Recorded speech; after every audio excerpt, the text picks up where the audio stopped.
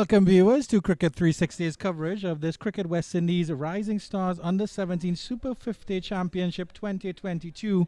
And it's back to game one. Of course, the sun is shining, the weather is sweet, but the cricketers aren't moving their dancing feet just yet because the outfield is still a little bit waterlogged despite the sun shining happening here. And just an update from the official Cricket West Indies umpires is that they have had discussions with the captains, and they will have a pitch inspection. Well, actually, it's an outfield inspection because they say the pitch is quite up to mark here at Gilbert Park. However, there are some waterlogged areas in the outfield. And despite this being the third match day of the tournament, the Cricket West Indies, with the first 2 days being rained out, have reverted to starting back the tournament now. So we are waiting Leewards versus Windwards, and the teams have been here since about 8:30 or so, and they have done some warm-ups. And as soon as we can give you an update in about an hour's time, we will let you know when we will be coming back to the cricket right here from Gilbert Park on the Cricket 360 network.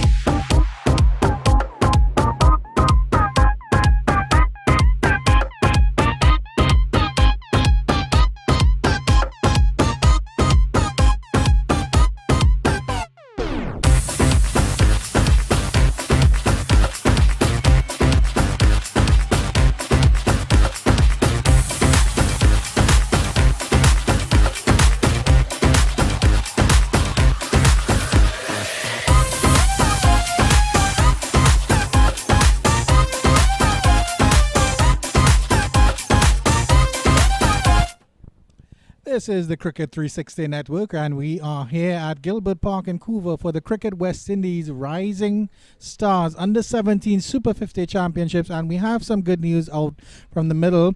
The officials have done their inspection, and we should be seeing some action here in about half an hour's time between the Leeward Islands and Windward Islands in this Game 3 of this tournament. So stay tuned here on Cricket 360 for further coverage of this Cricket West Indies Under 17 Rising Stars Super 50 Championships.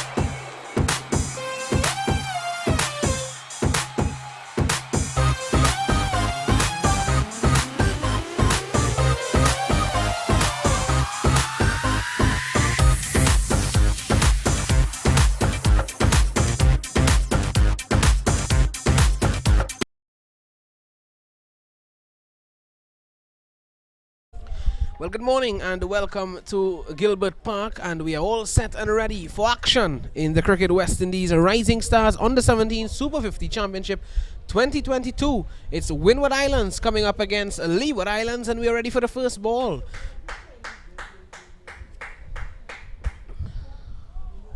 It's a good delivery to start there. Well, actually it's wide, signaled by the umpire, and it's a round one. It's a round one clash. Remember, the first two rounds initially washed out due to rain, and Cricket West Indies have now decided to restart the tournament today. So that's good news for these players. At least they're still getting the opportunity to get their games in. Not so good news this morning, of course. There were some wet spots around Gilbert Park, hence the late start. This one down the leg side. The game reduced to 40 overs, and you're looking at the Windward Islands taking on Leeward Islands at the moment. Windward Islands calling it right at the toss, and they elected to bowl first. Alongside me is Andrew Chan. Good morning, Andrew. How are you? First time we're seeing cricket in this tournament. Good morning, Visham. Yes, and it's good to see the cricket actually getting off here from the ground. And despite this being match day 3 and what's supposed to be game 6, this is actually game 3 here. And of course the news is from the middle that the Windwards won the toss and they decided to bowl. And of course it's a shortened game today. We're expecting to get 40 overs, I believe. Yes, 40 overs. That's the allotted amount of overs that has been given to these players. And the opening batsman for the Windward Islands is Michael Palmer.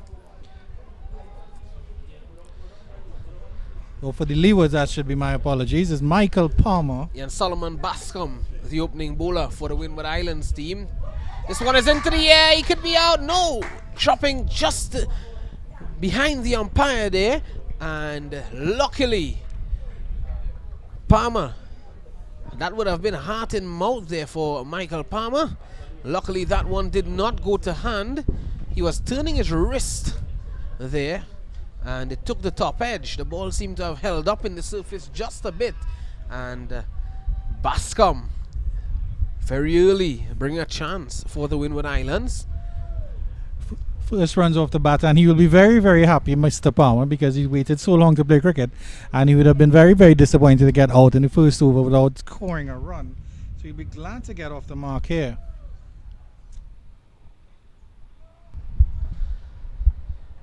So it's number 11 for the Leeward Islands. That's Carlton Pluck. It's a good delivery. Squaring up Pluck there was Bascom. Right on the money there, Solomon Bascom. He started with a wide. Since then, he's settled in nicely here. And they would be G'd up, these two teams that want to get into the action very early. First sign of cricket in the Cricket West Indies Under-17 tourney this year. And it's good to see. The sun is out as well in all its glory here at Gilbert Park. It definitely looks like the weather that has affected us since the start of this tournament will not be here today. This one is over backward point. It's running away. And it'll be held up just inside there. And of course, as we said earlier, the outfield was a bit wet. But 2 runs, 2 good looking runs there for Carlton Pluck. And he's off and running. And that is the area, just behind square on the northern side of the ground. That area is where there is a little bit of moisture here, but the sun is out, and it's a good breeze as well. It's a very lovely breeze here at Gilbert Park. So it's a lovely venue for cricket. Here's Bascom again. This one, a delivery beating Pluck outside the off stump. Beautiful delivery to end the first over. Good over there from Solomon Bascom to get things off and running in this tournament. So I make that 3 without loss after the end of the first over. So a good start there for Bascom. His line, he seems to be just getting into his rhythm here, Bascom. So we'll have to see if maybe he ramps up the pace in the later overs. But definitely a line and length, back of a length. He was making the batsman play most of the time, and of course he ended that last delivery having Pluck fishing for that one outside the off stump. So he'll be very, very happy with his start so far.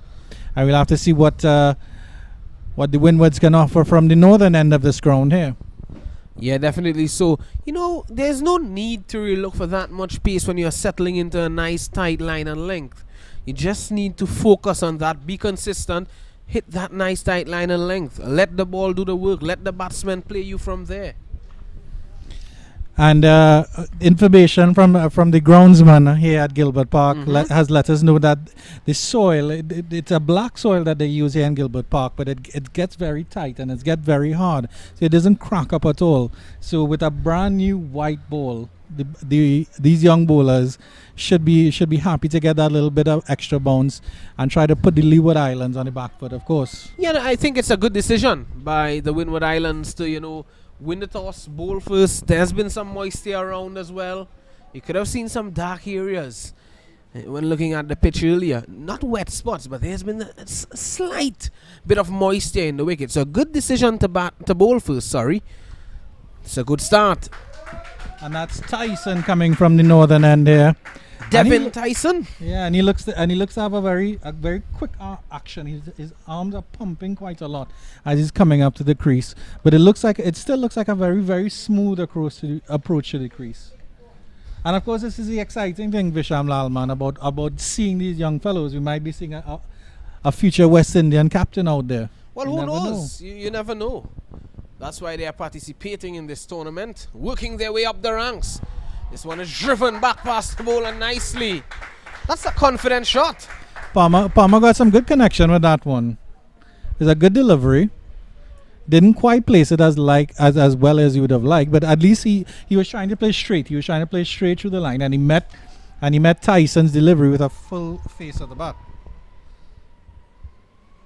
Yeah, both Tyson and Bascom getting things off nicely thus far for the Windward Islands. This time he's pulling that one, getting under the bat there of Palmer. Not climbing as Palmer would have liked there. He stood up. Was expecting the ball to bounce there, Andrew Chan.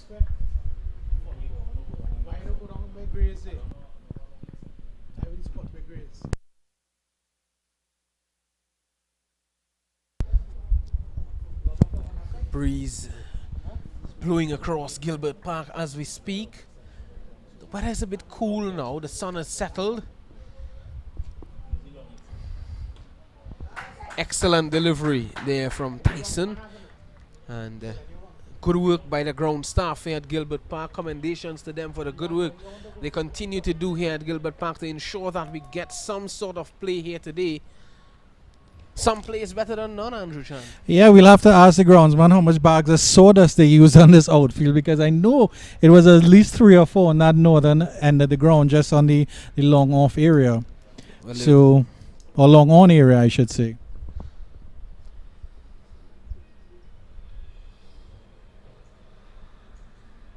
Down the leg side, wide, signal by umpire Kashif Sandy. Umpire Kashif Sandy, one of the top umpires. Trinidad Tobago. Kelman Cowlissa as well. Resplendent in their orange. Lovely colour, ain't it, Andrew Chan? Told me your favourite colour is orange. That's what Joel Phillip told me, our cameraman here at Gilbert Park. Well, it's the Caribbean. We're so very colourful, and there's so many lovely colours on the ground. Elegant from Palmer. He seems to be he's a very tall batsman.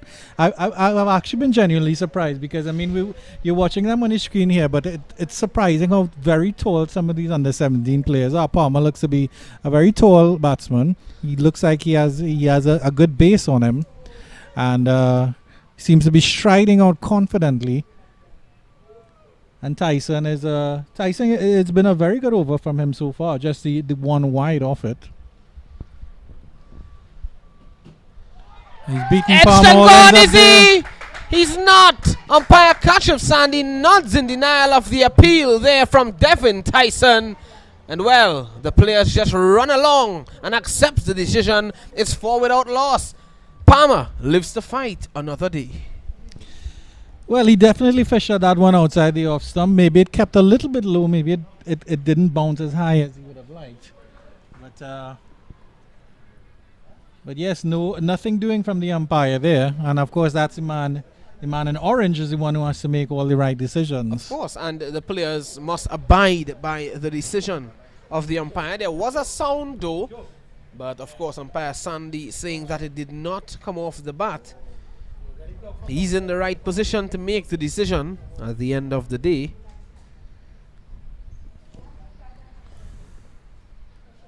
And Bascom is back into his work. Broad shoulders of Solomon Bascom coming into play. We're also getting word from the other venues. More so at Presal. Jason Passad sending in some information there from the Inchinali Park, where Trinidad and Jamaica. That contest is scheduled to take place. It's going to get underway at 12:30. It's going to be a 35 over contest as this one is smashed over cover, and that's 4 runs. The first boundary of the tournament, the first boundary of the innings, coming off the bat of Carlton Pluck. Plucky shot there by Carlton Pluck, but of course this is the power play over. So he just opened up his hands, got a little bit of width outside the off stump, was able to free his hands and get that over cover. And of course the Leeward Islands manager is the one and only Sylvester Joseph. So they have a gentleman with West Indian pedigree who will be coaching them, and I'm sure he'll be looking on quite happily with the start that his two openers are put on. But of course the whole aim would be to bat the 40 overs. Use or utilize the full contingent. Pluck has shown that he's not afraid to take on the bowlers. And you know, Bascom is looking to get the batsman playing outside the off stump. He's doing the right thing, but that delivery that was struck away for 4 is just a bit too wide, Andrew. Well, he will get a natural, he's a right-hander, so he will get that natural right-handed movement away from the batsman. So I think he started maybe a little bit wide. He seems to have made the adjustment since then. So let's see how it goes. Sign flicked away, finds the fielder at mid-wicket. That's Luke Wilson, who's there positioned at mid-wicket. He's now going a bit straighter into that short mid-on position.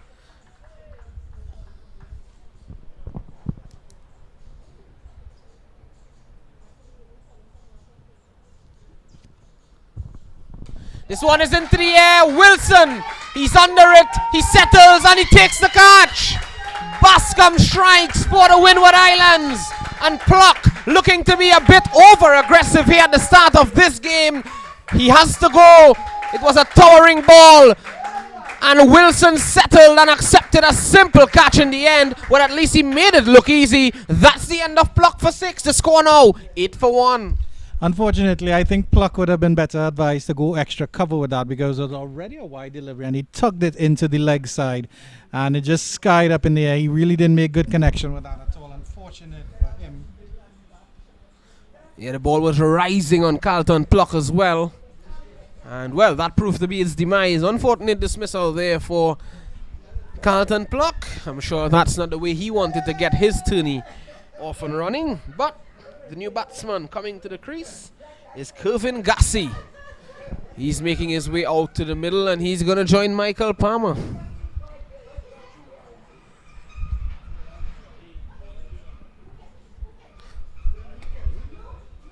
Jewel Andrew, sorry, it's number 8, Jewel Andrew. Number 8 for Windward Islands is Kevin Gassi. Number of these players looking to make their names at this level and move forward. Want to stamp their authority here in this tournament. Want to score some big runs, take some wickets. Showcase their talents. I love this venue, Visham, because we're in an open pavilion here, and we have the crowd clapping, and so we're getting some very lovely ambient noises here as Bascom continues. Well, just leaving that one alone, the Palmer. Solomon Bascom has his supporters here at Gilbert Park. Supporters enjoying themselves as he picked up that first wicket. Just a few supporters that has come in here at Gilbert Park to look on at this game. It's good to see. This one struck Palmer there. In that, you know, Andrew Chan, that's a very unfortunate area to get hit, you know. Well, all I can say is at least Mr. Palmer is young, and I'm sure he will shake it off immediately. He's still walking a little bit gingerly there, but good delivery there by Bascom. He got struck for that 4 in that over, but then was able to come back quite nicely here. Word coming to hand is Nisham Mohammed, one of our technical directors here at Gilbert Park. He got struck in that area on a number of occasions in his playing career, Andrew Chan. I'm not too sure what's the concerns in that area at the moment, but we'll say no more. Well, we know we both know that he works very, very hard, so he must have used all that money to buy protectors over the course of his long and illustrious cricketing career. That's the man, Nisham Mohammed. I'm not sure about his batting skills at this point. Oh, well, Joel Phillip told me that he's an excellent batsman, Nisham Mohammed. He opened the batting from number 13. Tyson continuing here. Into the air, this could be out, this could be the second wicket. The keeper takes a magnificent catch. What a catch by Joseph. Devoni Joseph with a spectacular effort here at Gilbert Park. Diving away. He held on beautifully. And well, the second wicket is down for the Leeward Islands. And the Windward Islands, they're up and running here at Gilbert Park. It's 9 for 2. So the jewel will not shine very bright today. Andrew getting his first delivery, a fast one, trying to flick it up in the air. Unfortunately, and it was a very good diving catch here by the keeper, Joseph. And I have to say, when they were warming up, the Windward Islands were using their keeper. And so they were using their keeper to get those returns coming in. And I think that may have woken him up, but it was an excellent diving catch. Good judgment by the fielder to leave it for the keeper, because, of course, the keeper has those gloves. And you want the keepers to take those kind of catches. Andrew, tell you what, I was looking at Devoni Joseph, the wicket keeper. During that training session prior to the game, when they were warming up, and I was very impressed with his capabilities with the gloves. He looked very calm when he collected the ball. He also looks to be a very fit young man as well, and full of confidence. Let's look at the replay again. Yeah, flicking at it, and it took the top edge of the bat, the outside edge, and it ballooned into the air, and another good catch taken. You'd have to say not good judgment from Andrew's first delivery, and it's a fast delivery straight, and he's trying to flick it to the leg side. And that's what he should have been doing. Exactly. Chance for run out, and he's home safely there, Michael Palmer. Andrew Chan, I think it's safe to say the 2 wickets falling thus far has come as a result of poor choice of shots by the Leeward Island batsmen. I would put it down to impetuousness and excitement, because of course they're young fellows. Yeah. The young fellows, they're excited to play cricket. They've been in Trinidad for almost a week now, and this is the first time they're getting to play here. The new batsman is Tianic Honore. Yes, it's Honore. How do you say that? Tianic Honore. Loud appeal for leg before, and he's gone! Windward Islands have struck another blow here at Gilbert Park, and Tyson and Bascom are wreaking havoc here in Couva. Struck plumb in front there was Palmer, and he's gone. Well. Leeward Islands are really slipping into some trouble here, and it's been excellent bowling by Tyson. He just played his line and lengths. He's bowling to his marks here. As the new batsman coming in is Nathan Edward for the Leeward Islands. It's been a quick procession of players, and they will not be happy with how they've gone so far. Yes, Tyson striking 2 blows in this over already. I want to say good morning to Mr. Kerwin John, president of the Tobago Cricket Association, who's just walking across to the southern end of the Gilbert Park. And this is the captain, number 9, wearing the number 9 on his back, Nathan Edwards. The left-handed batsman coming to the crease now, so he'll have a big repair job here to do, and he will have to lead from his front. Tyson will have his tail up at this point, you have to say. 2 wickets in this over. He hasn't conceded much runs at all. He's been bowling excellently. The Windward Islands coaches will be very, very happy with their opening bowlers. Both have taken wickets, and at 9 for 3 into the 4th over with some 36 overs to go, Leeward Islands really need a partnership here, and they'll be hoping Tianic Honore and Nathan Edward, both brand new to the crease, will be able to make the adjustments necessary. Here's Honore's first delivery from Tyson. It's a good delivery out. Good delivery out. Leaving a good delivery outside the off stump. Safe play by the Leeward Islands captain there. Yeah, you don't want him to be chasing at those wide deliveries. And Tyson's tail will be up. And already taken 2 wickets. Devin Tyson, number 40 on his back.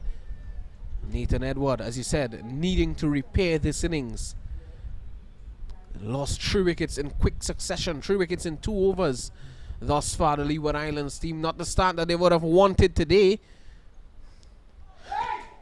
This time beating the outside edge of the bat. Prodding at that one there was Edward. As they would say in Trinidad and Tobago, he is fishing.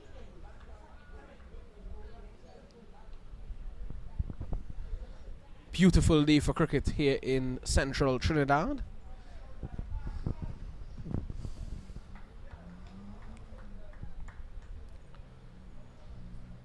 Devin Tyson with 2 wickets in this over, in the 4th over.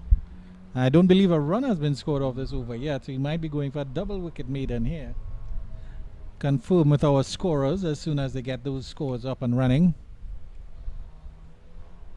Tyson has a fluent run up. This one pulled away forcefully. That could run away for 4, but Moranci chasing that one down successfully. And they get 2. That completes Tyson's over, and in that over he picked up 2 wickets. Excellent over there. Getting a bit of bounce on that last delivery. Nathan Edwards had to be up on his toes to pull that one, and he pulled it quite well. There's just one fielder in the leg side in terms of that short mid-wicket region there. So he was able to get that one past that fielder and was able to get 2 runs. So he's off the mark. 11 for 3, I make it right now. The Leeward Islands. They've been pegged back by the opening bowlers. Solomon Bascom to continue from the southern end of this ground of Gilbert Park. He'll be running away from the Couva Main Road. Tianic Honore.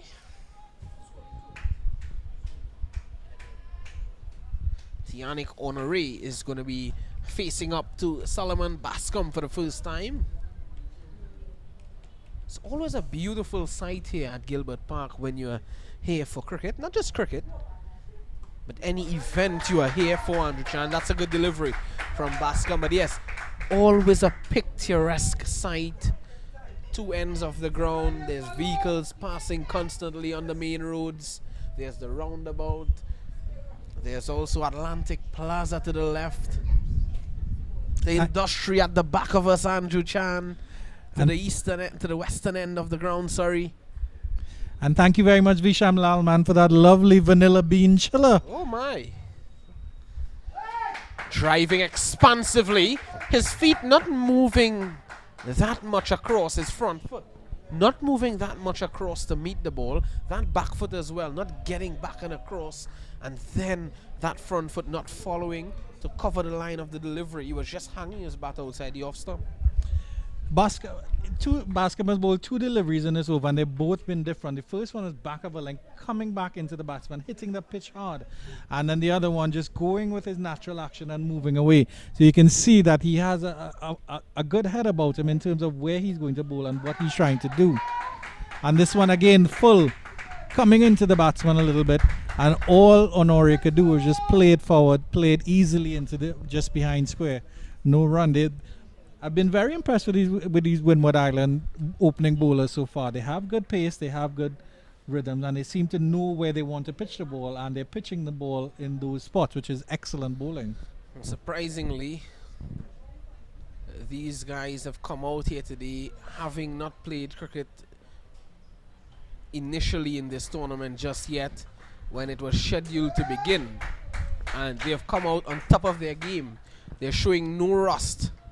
There's no evidence of rust in these players, and these two opening bowlers showing their worth here for Windward Islands. You can see the energy out there among the players. Of course, those 3 wickets would have risen that energy, Andrew Chan, but certainly the Windward Islands looking on top of their game.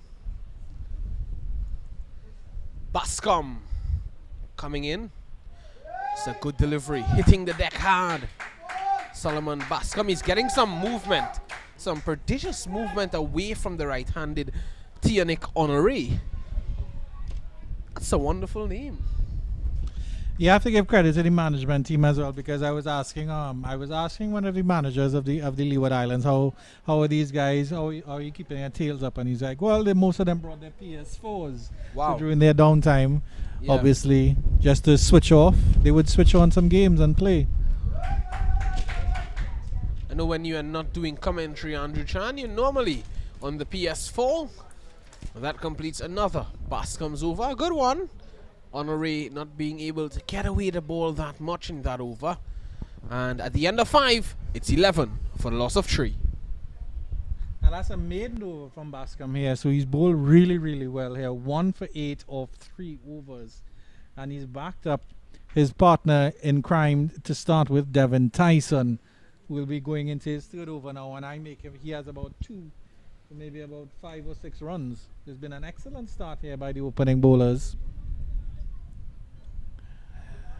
And there'll be a lot to consider for the players here.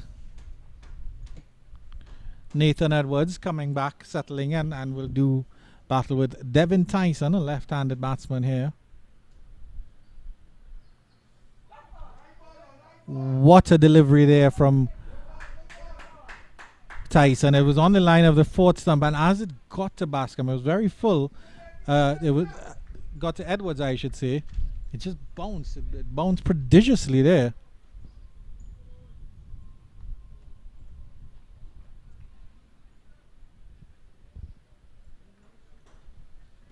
Seems to be a little bit of a whippy bowler, while Bascom probably with his broader shoulders will hit the pitch a little harder. Yeah, certainly. Swan looks a bit high. Struck him on the tie there. Nathan Edward was looking to work that away into the onside. He didn't make contact. Have a look again here, Andrew Chan. Yeah, certainly going way over the stumps. Convincing appeal though from Tyson. The crowd as well getting into the action. But not out says umpire Sandy. It was a good delivery from Tyson. It really tucked him up because it was on the line of, I would say, middle and leg, and then it was coming across a little bit. And that little extra bounce that he's getting. He seems to have those long, thin arms that Tyson has, and that very compact action. He's just getting that ball to just come in and skid. Yeah, he's rushing on to the batsman, so to speak. This time going down the leg side. Good work again there by Devoni Joseph behind the stumps. Nifty glove man, Devoni Joseph. He's shown that already. That was a fantastic hole, because of course the technical term for that is a rat, because that ball just ratted along the pitch, and Joseph got down very quickly to his left there, moved very, very swiftly. Yesterday we saw Sanju Samson at the Oval making a brilliant stop down the leg side, saving 4 runs. And guess what? The West Indies, and they lost by 4 runs. So he saved the Indians from what could have been a West Indian victory at the Queen's Park Oval. And these young fellows would have been there as long as along with yourself, Visham, to watch international cricket at the Queen's Park Oval, and yes, I'm sure that would have whetted their appetite even more for the cricket that they would have wanted to play today. Definitely many of these guys, well actually all of the teams, would have been nestled in the Scotiabank stand yesterday at the Oval. A packed Scotiabank stand. And they were keenly looking on at the West Indies team taking on the Indians. This one uppishly over mid-wicket, and that could go into the boundary. Yes, it does. Brilliant shot there from Tianic Honore.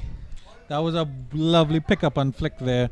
Just flick wide of the long on region, and he held his pose as well.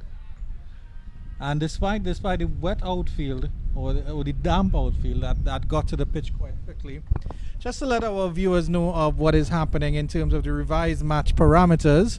Start time 11:45, overs per team 40. The first session will end at 2:33. The length of the interval will be 30 minutes. Good comeback delivery there from Tyson. Yes, Andrew, as you were saying. The second session will start at 3:03. Overs per bowler, 8 overs per bowler. The power plays will be 8 overs. So we have 2 more overs for Leeward Islands power play as they end the 6th over at 16 for 3. The match will end at 5:51. And the fast bowling quota, there's a fast bowling quota as well, which is 16 overs.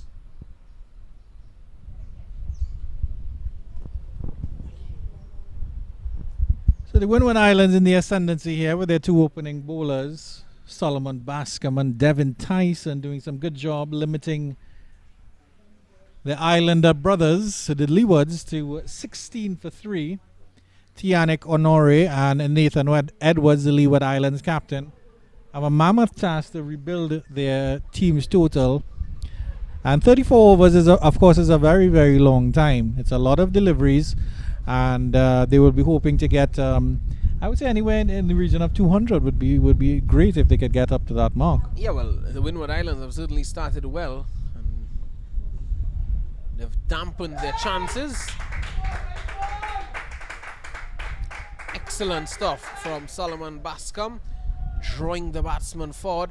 But yes, Andrew, 200 certainly would be a good score on this surface, on this outfield. And the wicket is certainly going to get better for batting as the day goes on. And with the little moisture that they had earlier on that track, it's going to dry out, it's going to even out, it's going to get better for batting. So you want to put up a decent total here if you are the Leeward Islands for the Windwards team. Down the leg side, wide signal by the umpire. Yes, Andrew, but this partnership is going to be key for the Leeward Islands team if they are to get up to a respectable total. I think, you know, despite having a lot of batting to come, this is a crucial partnership. I'm taking a close look at Bascom's run up here, and he has a joyous little hop to start, but then when he comes closer to the pitch, it seems like he doesn't come in as, and that's up in the air. He could be gone here. He is. Bascom strikes. It's 17 for 4 at Gilbert Park. Bascom gets his second. He's now gotten 2 for 9. And well, Nathan Edward, he has to go, the captain of Leeward Islands.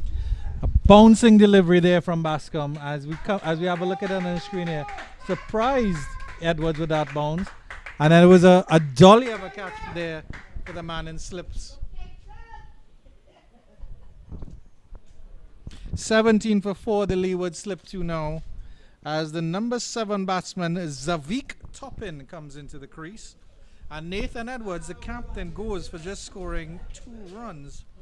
It's all Windwards here so far, and we'll have to see what these two now can make of this, Tianic Honore and Zavik Toppin.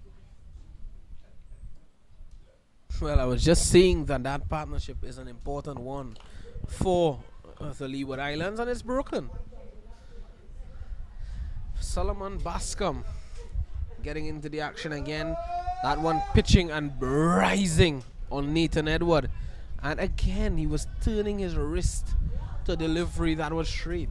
Just looking to angle the bat, looking to, you know, force a shot that was not there. And hence, you know, that ball took the top edge, went into the air, was a good catch taken as well. Good awareness by the slip fielder running forward. It's a good delivery. Bouncing. So they're extracting some bounce here, Solomon Bascom. Already 4 wickets gone in the power play, Andrew Chan. Yeah, credit to the Windward Islands bowlers because they've assessed this pitch properly. They've assessed this pitch in a way that they put the Leeward Islands immediately on the back foot. 17 for 4 with both opening bowlers taking 2 wickets each. I don't think the Windwards could have asked for anything more at this stage.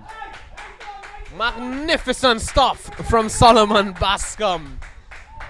Well, well, well. Is this a coaching clinic or is it a CWI Rising Stars Under 17 Super 50 Championship Round 1 clash, Andrew Chan? Special stuff from the opening bowlers. We waited almost a week, Visham Lalman, for some cricket, and it's been some excellent cricket so far in the little bit that we've seen, at least from the Windward Islands unit. The volcanoes are erupting.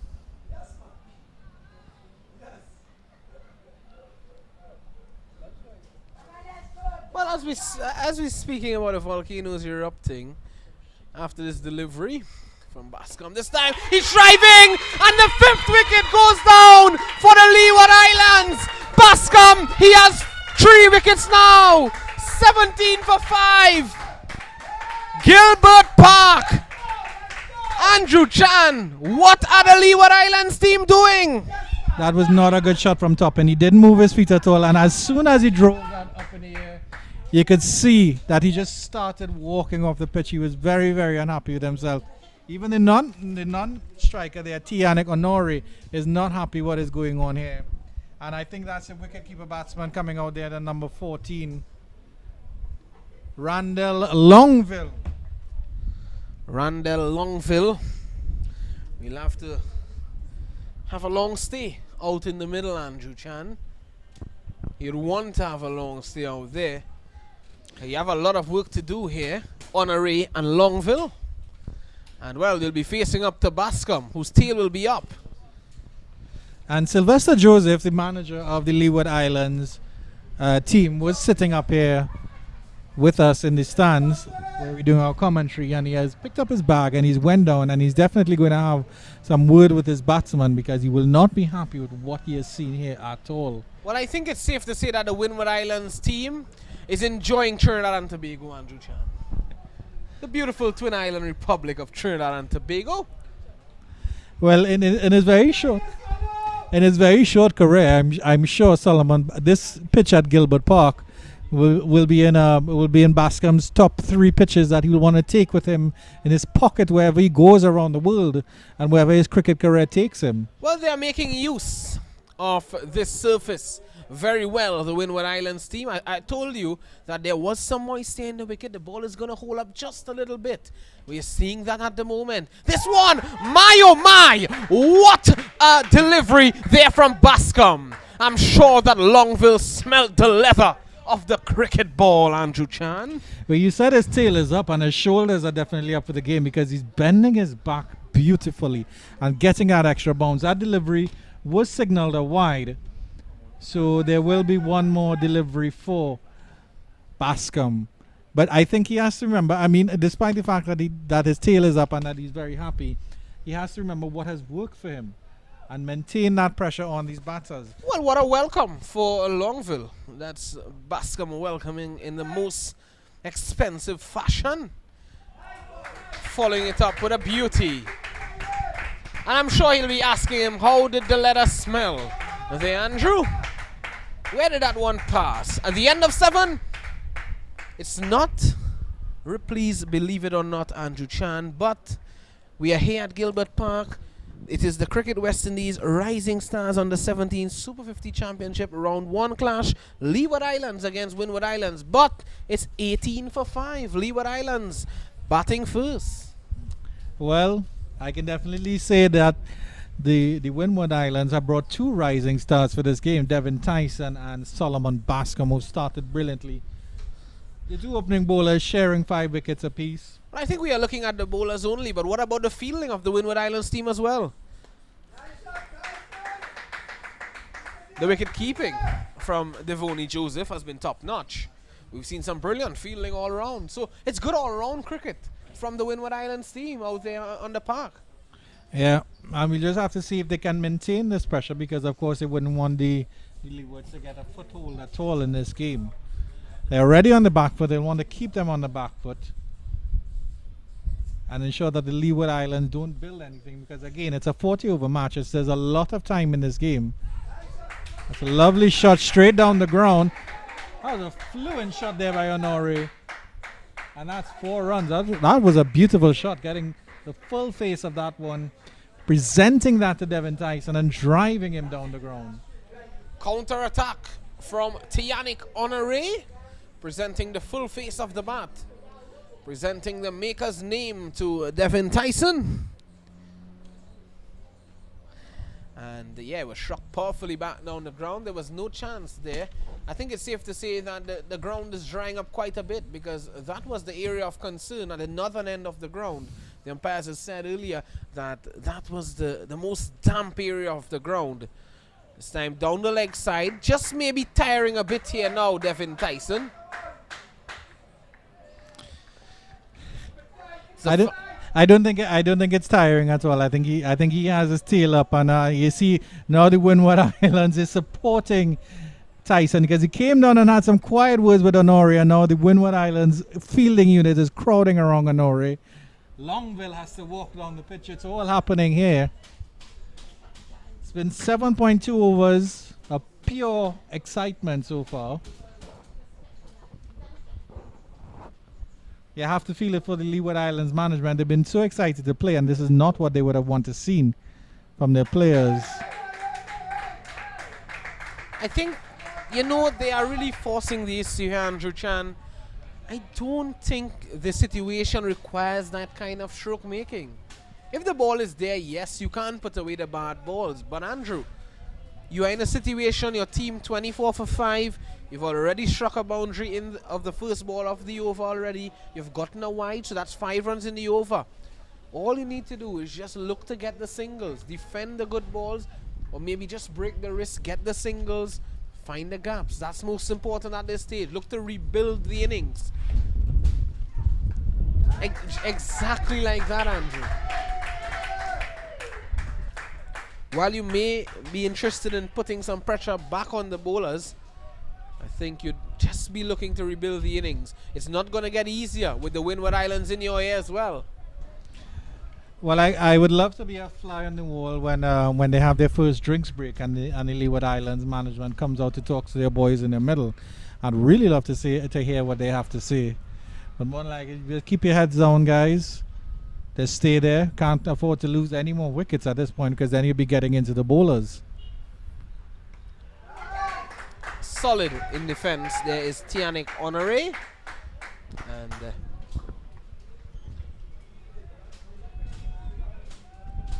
energy certainly up. The breeze blowing across the venue. At the moment, it's the Cricket West Indies Rising Stars Under 17 Super 50 Championship 2022. Last month we saw the Leeward Islands on a 19 women's team not having the best of times in that T20 tournament held here in Trinidad and Tobago, the Cricket West Indies T20 tournament. Someone played away nicely backward of point, and no run at the end of 8. The power play has been completed. It's 24 for 5. Leeward Islands batting first. Remember, the Windward Islands team, they called it right at the toss, and they elected to field first, and they are making full use of that decision.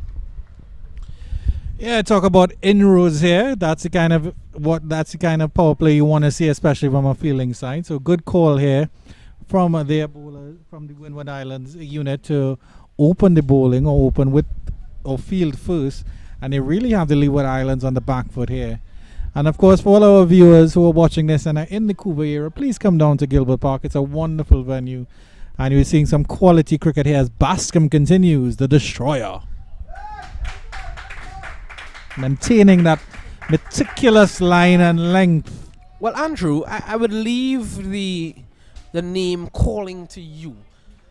Solomon the Destroyer Bascom. So Devin Tyson. What's in between Devin and Tyson now?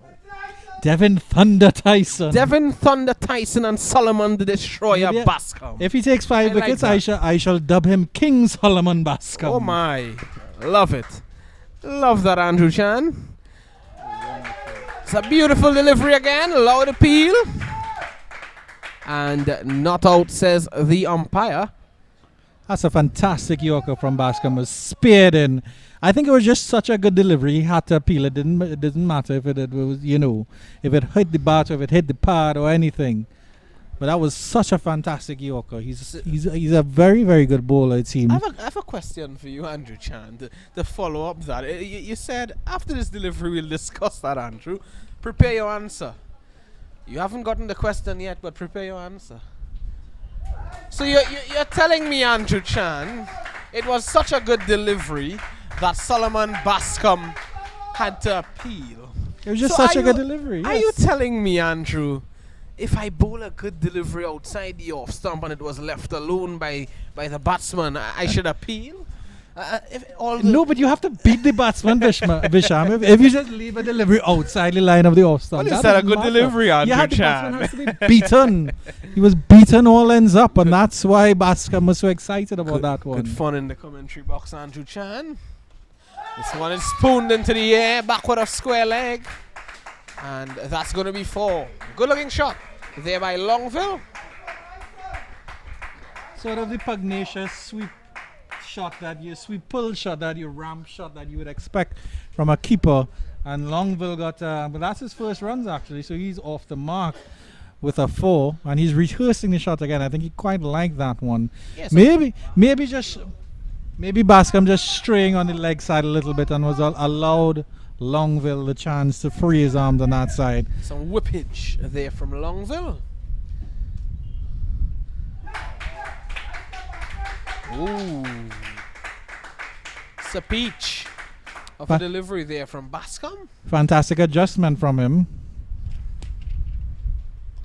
Yeah, just staying in line in the previous ball, and he was struck away. So you realize that, hey, I was a bit too straight. I need to line up that ball now to Longville. He looks like someone who is not afraid to take on the bowling.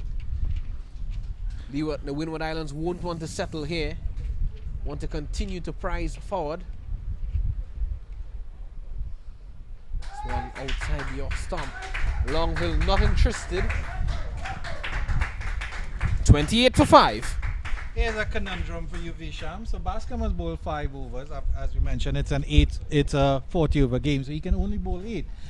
Considering the position that Leeward Islands are in now, would you bowl him out, or would you bring on your second change bowlers and see what's happening? Well, if I'm the skipper, I would want to bowl him out, Andrew. You have a team 28 for 5. Yes, you might be.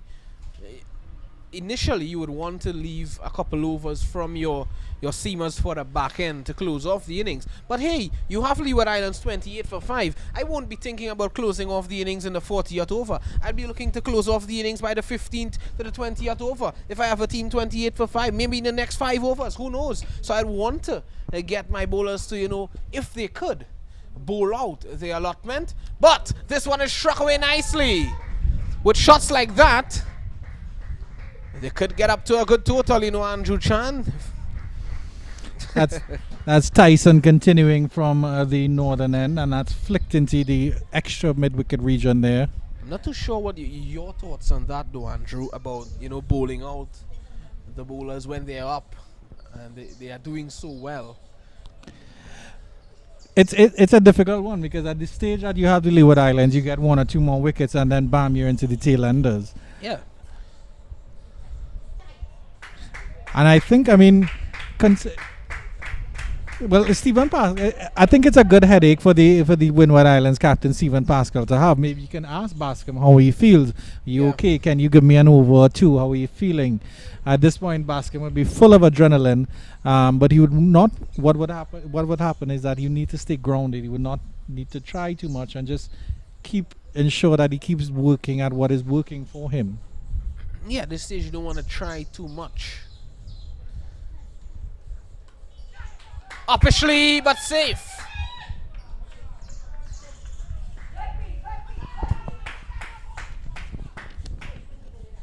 appeal there from the umpire.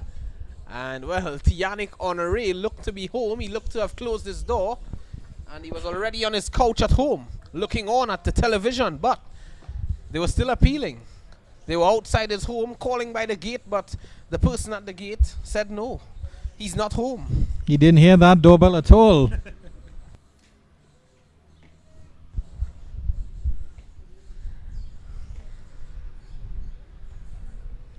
Nori looks like a good batsman, but he has a big challenge on his hands here.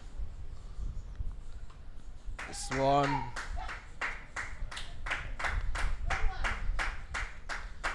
Just played that one straight to the fielder there. Found that lone fielder forward of square leg, who's closest to the umpire at square leg. There's a very straight mid-wicket fielder. And just to give you a look at the field at the moment, there is a fine leg fielder in Bascom. Wicket keeper, first slip, second slip, backward point, cover point. And there is also a cover fielder mid-off and a short mid-on. This time pulling, but not getting the contact as he would like. Good half stop by that fielder there in the square leg region. And credit to the Windward Islands captain. He's maintained those two slip fielders out there because he wants his bowlers to maintain that line and length just outside that off stump. Be interesting to see how Longville faces up here against Tyson. I don't think he's faced him yet. So you'll have to see how Randall Longville, who is the wicketkeeper batsman for the Leeward Islands team, marking his guard in that very West Indian way, banging those bails into the ground.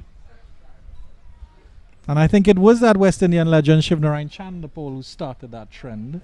Yeah, he's been known for that, Shivnarayan Chandapol. Shivnarayan Chandapol being recently announced as the head coach of the USA women's teams. Every ball that the Windward Islands team bowls, there's an uproar in the crowd here at Gilbert Park. At the end of 10, it's 31 for 5.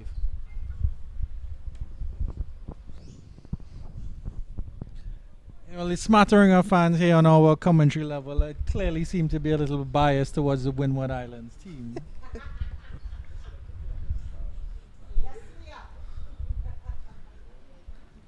Did you have a chance to inspect their cooler, Visham Lalman? It seemed quite full of drinks and beverages and all of the wonderful things. I didn't get a chance to because the Windward Islands team have been up and running and I was quite focused on that. Palmer went for one leg before to Devin Tyson. And Bascom is back in. This time looking to play at that one. Not in the best position there on Honoré. It seems as though he was in two minds whether he should have left that ball or should he have played at it. In the end, he was playing. Luckily, that didn't take the outside edge. I guess we have our answer here because Bascom is getting another over. We'll have to see if he bowls out his 8 overs. Well, five bowlers are allowed to bowl 8, but of course, as the captain, you can make your changes, but you can't bowl more than 8, of course. No bowler can bowl more than 8 overs. You can use as many bowlers as you want, but you need to, account for the amount of overs that they bowl. Solomon Bascom, how well he has operated this morning for the Windward Islands. I'm sure he has already impressed the selectors. It's time, hoiked away! That's 4 from Honoré. Yeah, delivery line on the line of just at the shoulder, directed towards the shoulder, towards the leg stump, and Honoré was just happy to flick that down the long leg region for 4 runs. Got in there quite easily as well. It was a beautiful shot. It was there to be hit. There was protection down there, but he got it fine. And that was the key for Yannick Honoré. So he's on the 15 now. Oceanic. Andrew Chan pulls out his famous documents in the process. Good comeback there from Solomon Bascom. I think that's been one of the hallmarks of his bowling so far. When he's bowled a bad delivery, he's made the adjustment immediately. And he clearly seems to be in control of his action. He's not trying too hard, and he's falling into a very, very good rhythm here.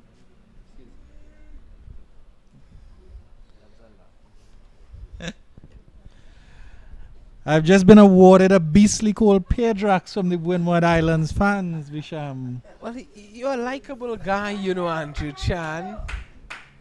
You're a likable guy. Here's Solomon Bascom. Slashed away. The captain is protecting that area at backward point.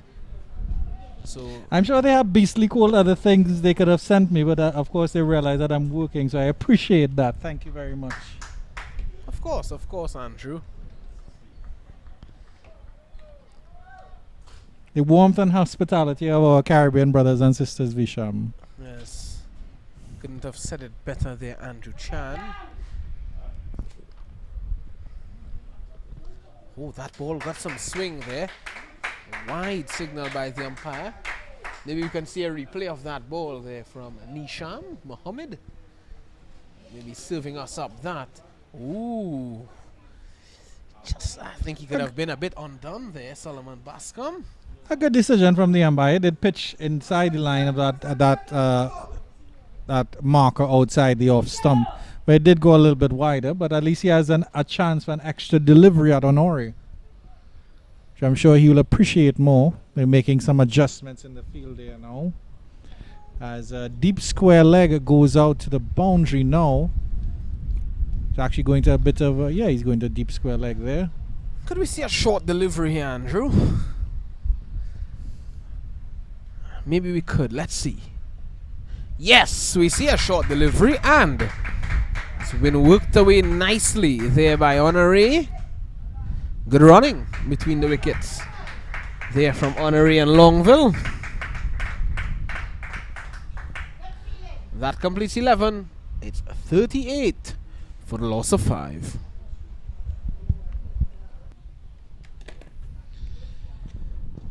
So the repair job has started with Honore and Longville coming together in the 7th over, when Bascom really had his tail up here.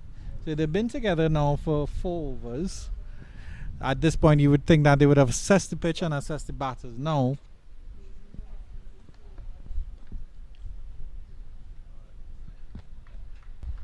A number of these players in this under-19 tournament as well that have been part of that West Indies Rising Stars under-19 team last year. Leeward Islands as well, they had Nathan Edward, who is their captain in this tournament this year. That's a wide. Nathan Edward, he was a part of that team, the left arm seam bowling all-rounder Nathan Edward, that is. Unfortunately, didn't get going today with the bat. And Jordan Johnson, who of course is the skipper of Jamaica in this tournament as well. Justin Jarisa, Trinidad and Tobago captain. Nathan Sealy, also a quality all-rounder from Barbados. Tyson continuing here. Lovely drive to extra cover here by Longville. Pugnacious batsman, won't get to the boundary. He come back quickly for the 2. It's a bit of a wild throw, but good backing up there.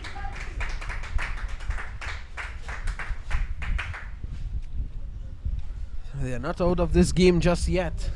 Leeward Islands.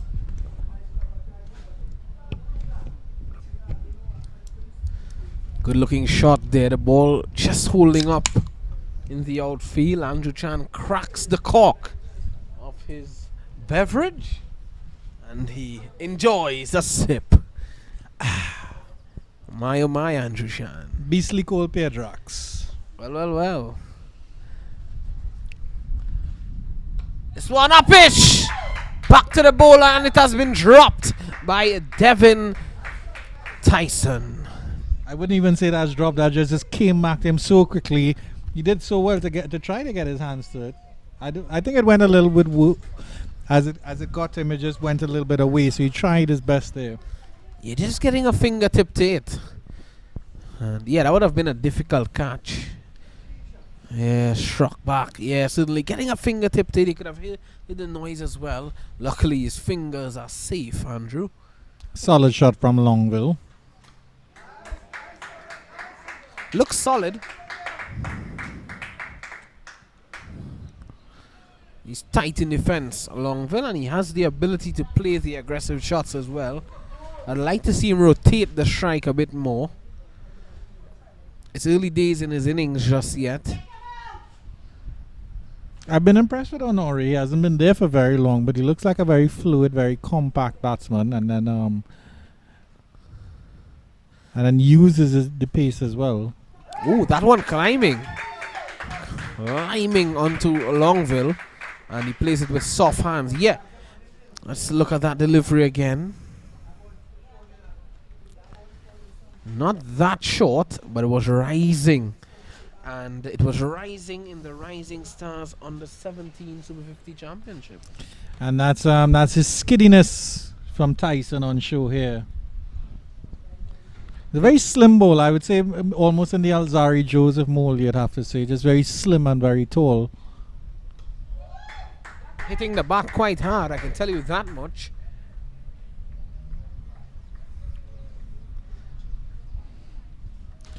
But if I really think that the way Honore and Longville are approaching this is the way that their earlier batters for the Leeward Islands should have approached this innings.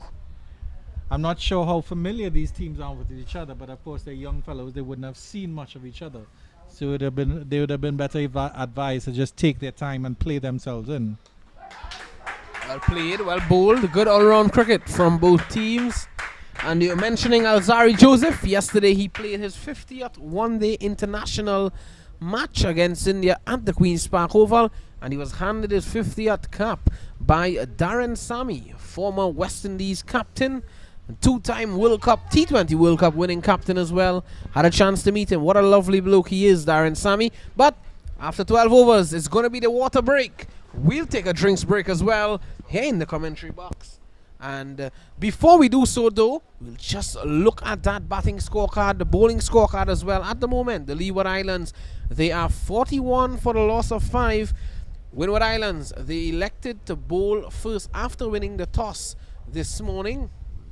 And thus far, Bascom and Tyson, they have struck some big blows for the Windward Islands. Michael Palmer, he went leg before to Tyson for 1. Carlton Pluck, he went caught by Wilson of the bowling of Bascom for 6.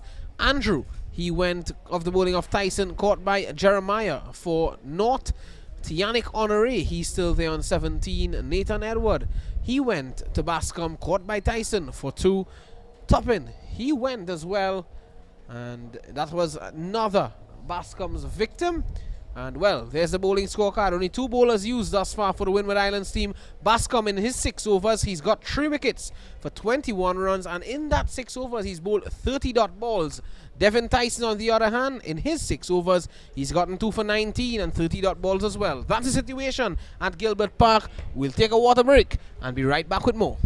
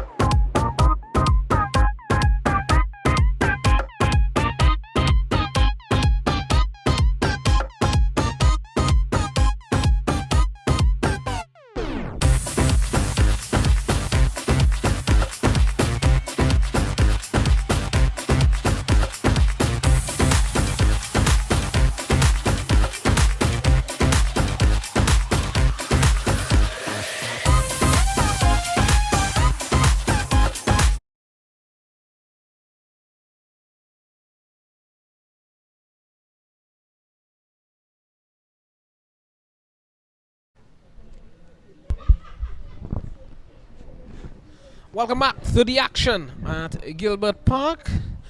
And there is going to be a change in the bowling for the Windward Islands. So welcome back, Mr. Andrew Chan, into the commentary box. Yes, it's been a bit of a repair job here by Randall Longville and Tianic Honore, that should be, for the Leeward Islands, but they're still slipping at 41 for 5. And we have a new bowler coming in here for the Windwards.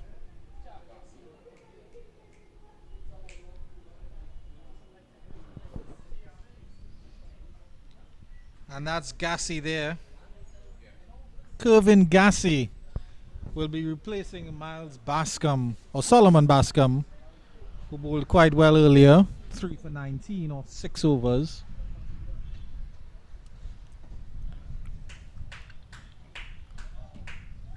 And Gassi's a very, very tall one here. Immediate bounce here.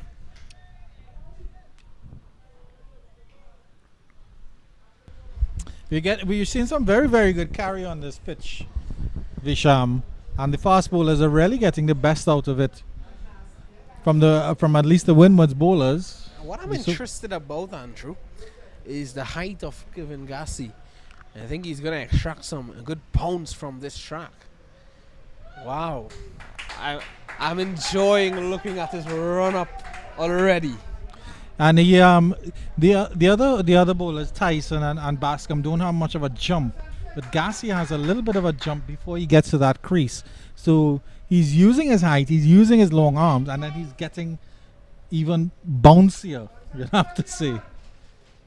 Yeah, I really like his run up, his action. It's a fluent one, and we'll have a look at it here again.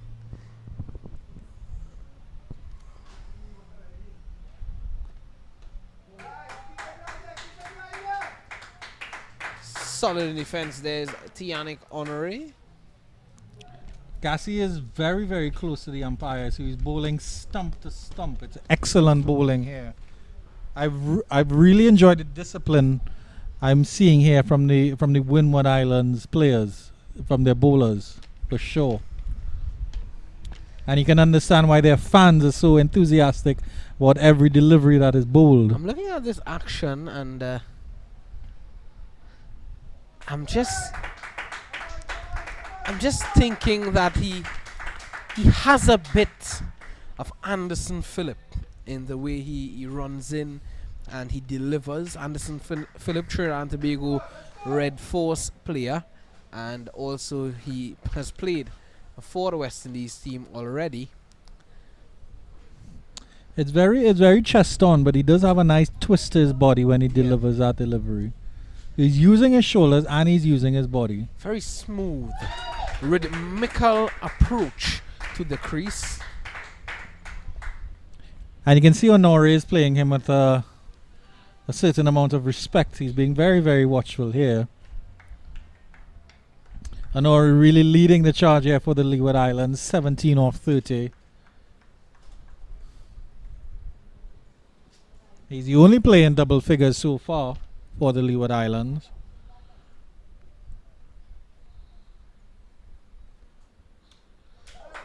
Turned away on the onside, and that's a single, an easy one in the end. Just a slight misfield there at square leg. Gassi is also using the crease because his front foot was actually on the back line for that one as well. It's a trick that these bowlers have developed, and I really don't know.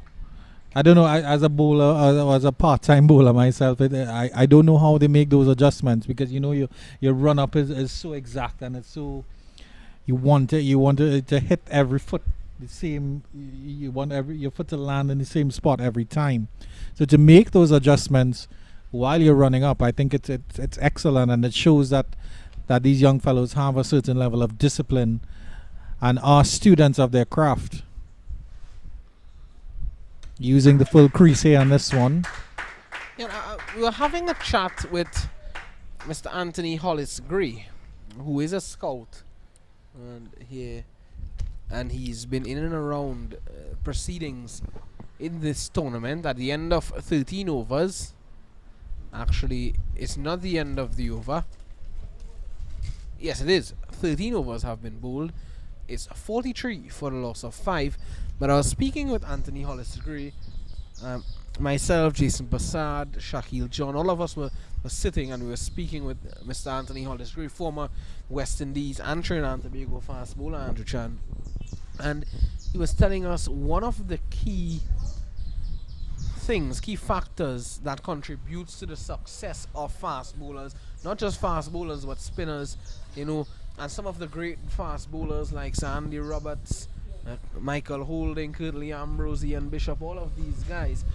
The key factor, one of the key factors that really contribute to that success and that longevity, you know, from these bowlers is the ability to be rhythmical and also maintain consistency. And you hit the nail on the head. Consistency in running up.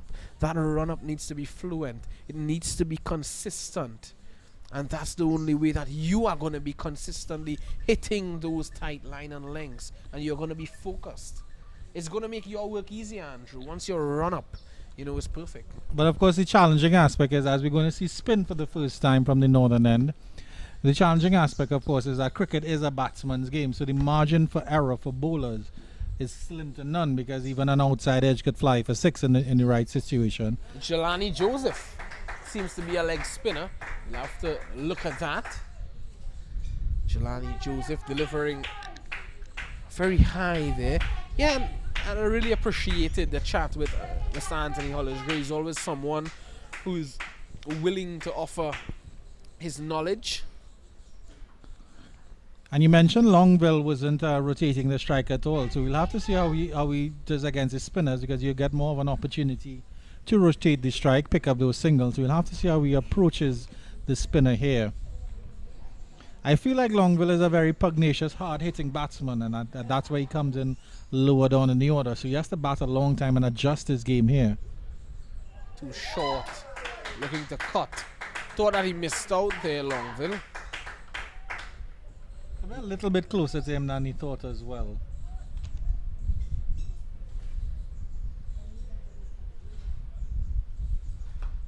This time he's punching and straight to the fielder.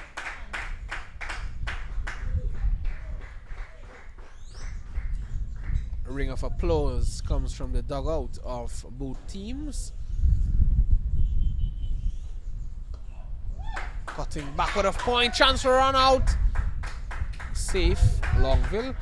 He struck that ball there and he took off. But that's a good call there from Tianik Honore. It was out of sight for Longville, so Honore did the right thing, sent him back.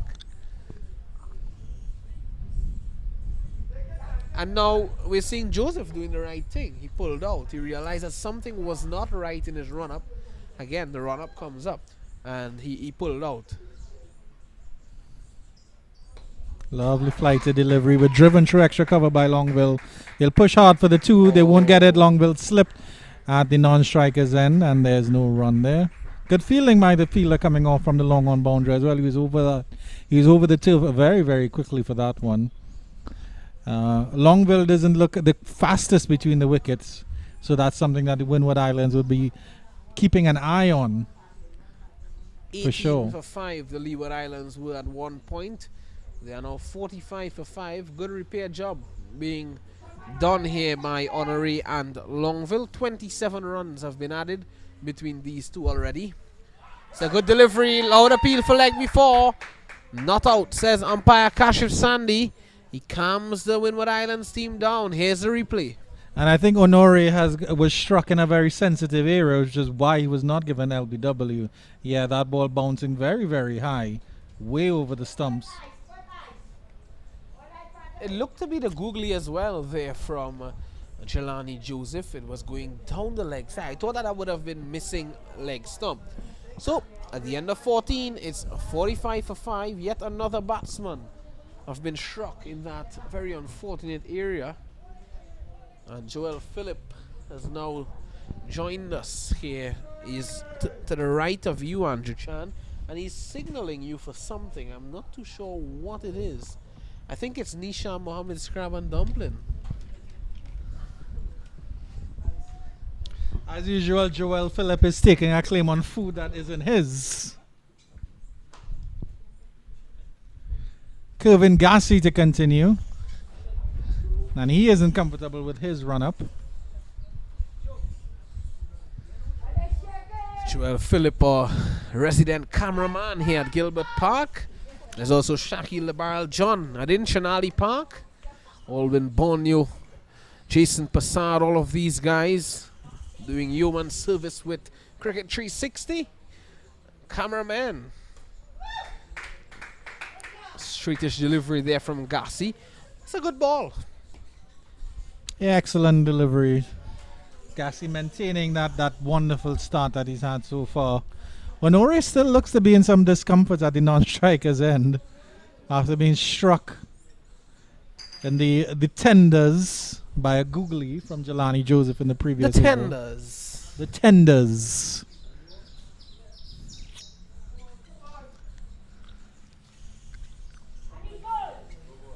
Leg side and wide signal by the umpire.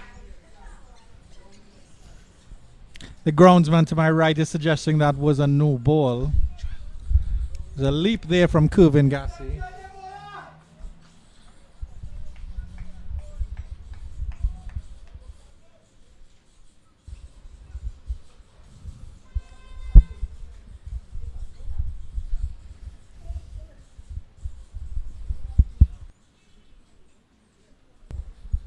Kevin Gassi bowling with some gas.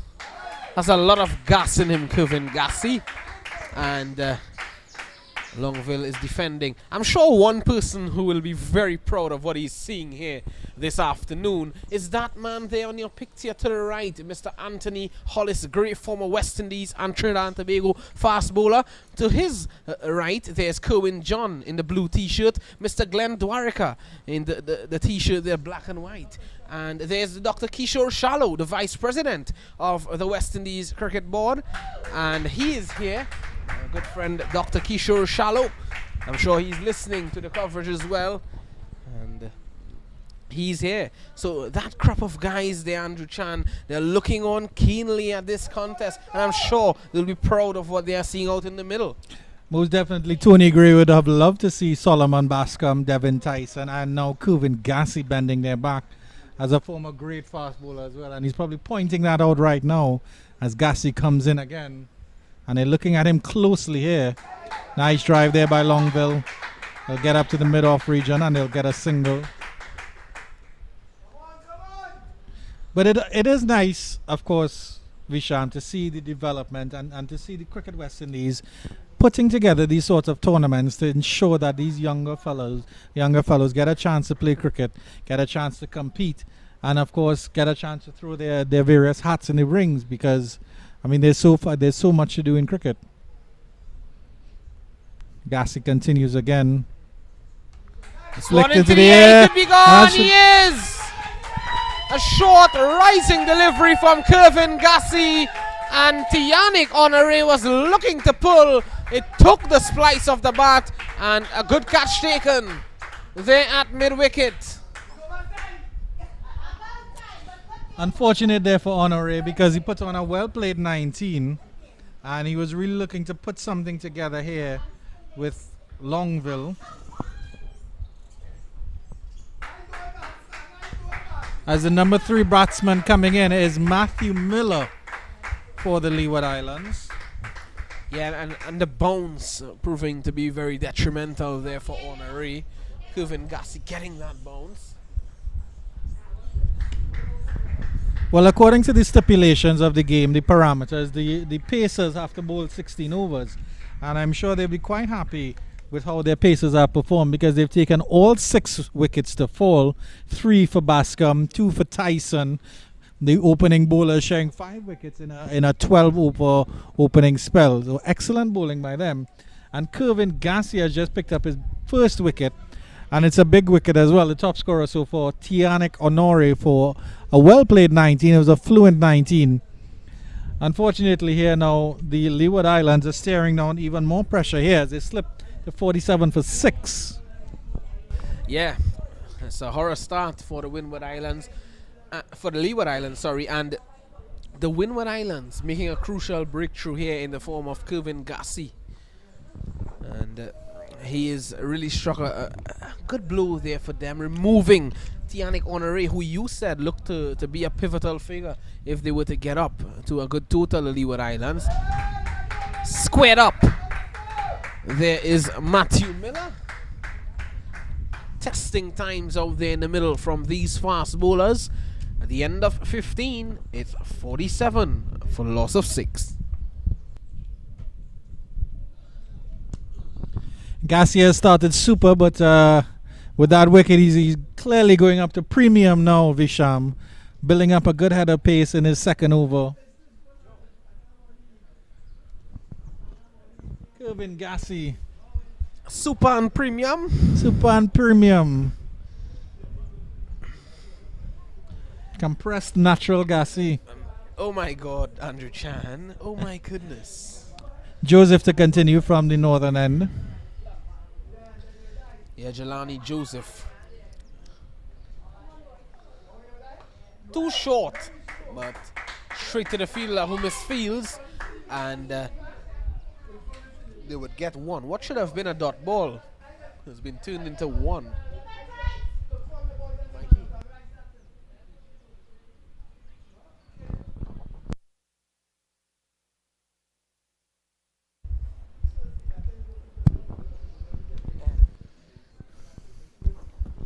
So 47 for 6 Leeward Islands after 15 overs. Not the best of returns that they would have liked to have so far. Only Honore getting into double figures. Randall Longville, a lot rests on his broad shoulders now. A well-flighted delivery there from Joseph, and well played there by Miller. Matthew Miller. Double M. Eminem. Driving expansively through the offside there is Miller. He was looking to do that. And, well, a good delivery there from Joseph. That was enticing Matthew Miller. Joseph is really enjoying his work here, and you can see in this over that he's sending on a couple more flight deliveries, and his flight is excellent. Excellent flight, excellent drift all around. And it's quite impressive to see a leg spinner doing the work out there in the middle. You know, in West Indies cricket, we tend to see now a lack of leg spinners, Andrew Chan. That has been something we've pointed out in recent times. A lack of leg spinners around the region. Definitely Joseph looks like a contender here to be a genuine leg spinner here for the Caribbean. And his confidence is definitely up after the work that his fast bowlers have done. Excellent bowling again. And what is commendable as well from Joseph is that he's been able to vary his pace. He's been varying his pace, he's varying his line, his lengths, and he's showing good control. The control, of course, is the most important thing, because flighting is not an easy thing to do. Exactly, yeah. You miss that by a little bit, and then that's it. And that's an excellent over. I think it's only one run from that over. So at the end of 16, they're plodding along the Leeward Islands, 48 for 6. Well, Joel Phillip is plugging away at the moment. Word coming to hand is that all of the dumplings in Nisham's box has disappeared. He's plugging away as well, Andrew Chan. That's Joel Phillip. I'm not too sure what's going on here at Gilbert Park as we speak.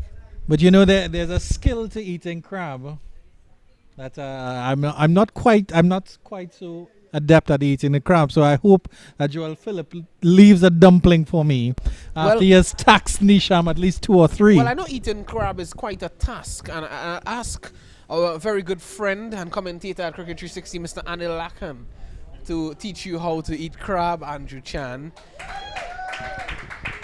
Good evening to Anil and Vidya out at Inchinali Park, who is doing their work out there as well, who's commentating in that game, Trinidad and Jamaica. Yeah, but Anil Lakan would certainly, he won't shy away from teaching you how to eat crab, Andrew. He's that kind of guy. He teaches kids how to play cricket. He's a wonderful coach, and I'm sure he will coach you on how to eat crab. But do you think Joel can multitask and eat the crab and film himself eating the crab? Is a major question, Visham. Well, I'll leave that for you to find out, Andrew, because you are the one who wants to learn. Because we don't want any curry on our lovely equipment here as Gassi continues. Crab and dumpling, one of the national dishes here in Trinidad and Tobago.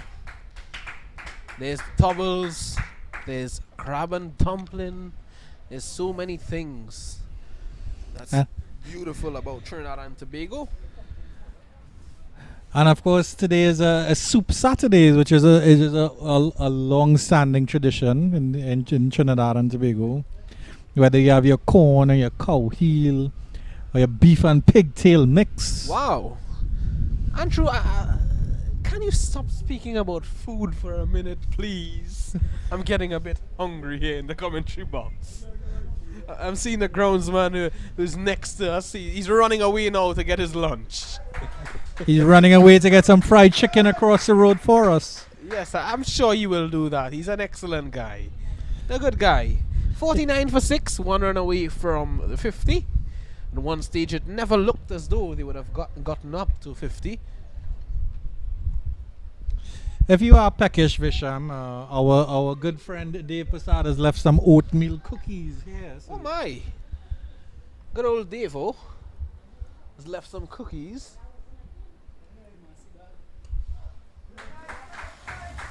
Reaching for that one is Matthew Miller. Not getting the foot out though, and he's lucky he was able to just... It went on the ground, the gully region. Andrew Chan, I've just found a bag behind you as well. What are you hiding behind you, Andrew Chan? It's a big bag of snacks and all sorts of... Those are things that we'll have to discuss in the break, Visham. We can't discuss those things on air. It's inappropriate at this time. Oh my. Yes, but certainly Kevin Gassi. He's operating from the southern end here at Gilbert Park. Ooh, fending at that one there is Matthew Miller. He's not moving his feet at all. He's just hanging out his bat here for Gassi. The previous delivery kind of reached out for it without moving his feet at all, and he was lucky that the outside edge just squirted into the gully region along the ground. So Longville will need to have a word with him here. Of course, we are in the tail end of the Leeward Islands batting, so we'll have to see how capable Miller is. Ooh, that's a Jaffa from Kevin Gassi. He's working up ahead of steam here, Kevin Gassi. Have a look at that delivery again. It deserves another look. Pitching and moving away from Miller. And Miller wasn't moving at all. He was just fending. At the end of 17, it's 49 for the loss of 6. The brilliant thing about that delivery from Gassi is that with his arm movement, his natural arm movement, had it angling in to the right-hander. And then as it pitched, it just moved away. Miller was in no place to play any shot. And I genuinely think if Gassi had got that maybe a little bit closer to him, he'd have definitely got that edge, because Miller is fishing for those outside that off stump. And a wonderful exponent of that swing bowling, that type of swing bowling. As Joseph continues, this one played in the air, driven to the right of Pascal, and he gets one there, Longville. Yeah, a good exponent of that type of swing bowling. And who does it, well, who used to do it quite a lot was Dale Stain. The 50 comes up for the Leeward Islands at 50 for 6. Comes up in the 18th over. Again, Miller just fishing outside the off stump. He needs to look at that. He needs to get himself going here. He doesn't look comfortable at all here. And of course, that's just putting pressure on Longville on the other end. Well left there. You're stretching outside your stump. I think he should be doing that to the deliveries that he's playing at as well. Get those feet moving.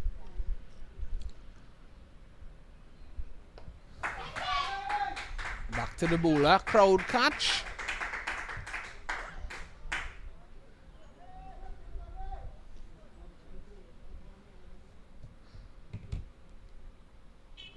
Oh, too wide there. He struck it straight to the field. It was a dot ball. Had he left it alone, it would have certainly been a wide. Well, the groundsman has just rejoined us here to the right of Andrew Chan, and he's curling here at the moment. As that one passes the outside edge at the end of 18, it's 50 for 6. Andrew, I think you lied to the groundsman. You told him that there was crab and dumpling. Little did he know that only Nisham got crab and dumpling, not us.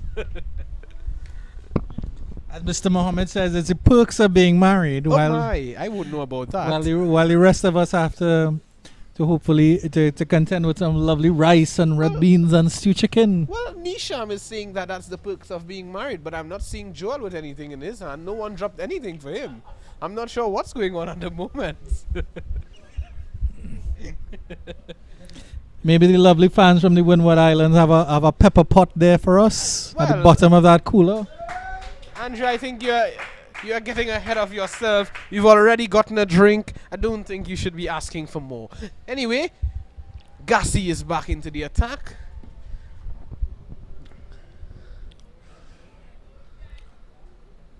I've been very impressed with the strength of the Windward Islands bowlers because Tyson and Bascom bowled brilliantly at the beginning. Imagine that a fellow like Kervin Gassi is your first change bowler. Wow, yes. It's quite impressive. Oh, some swing there again.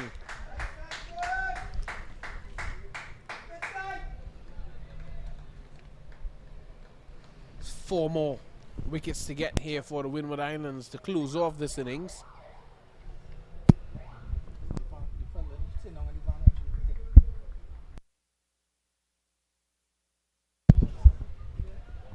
Yeah. Gassi continuing from the southern end here. Oh, that's a magnificent delivery there from Kervin Gassi.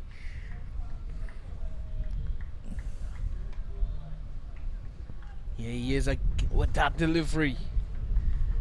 That one coming back in sharply there. And he was playing well away from his body there. Longville, he left a huge gap between bat and pad.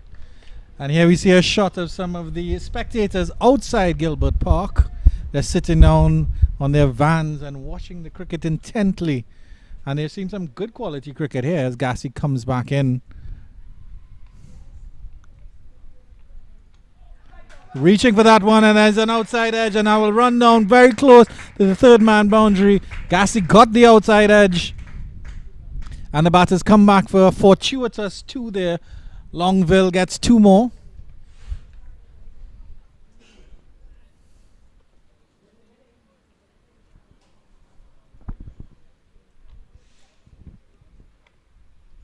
Excellent performance here by the Windward Islands unit. They're really working together as a team. They're very vocal. They're very, very supportive. And they're very, very active in the field, which you would expect from young fellows under the age of 17 with all the energy in the world.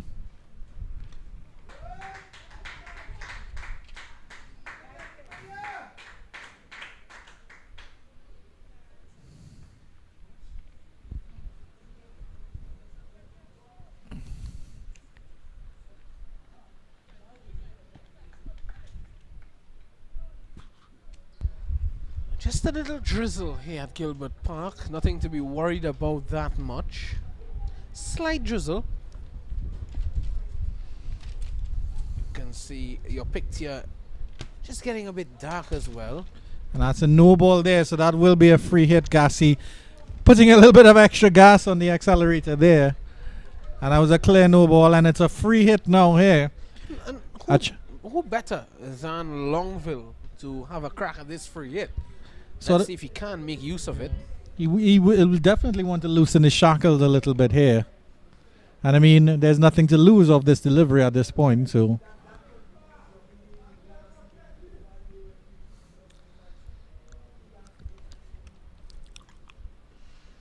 Free, this one is cracked away and is going over deep mid wicket for a huge 6. What a hit there from Longville, and that's the first 6 of the innings. Brilliant shot there from Longville. Using the slug sweep to good effect there. Longville bringing out the long levers. Yeah, and as I mentioned earlier, he seems to be a very pugnacious, hard-hitting batsman. He got the full connection there off the free hit, able to swing it over the deep mid-wicket region. Slug sweep in full effect there. And at the end of that over, and that's the 19th over, Leeward Islands creeping along here, 59 for 6.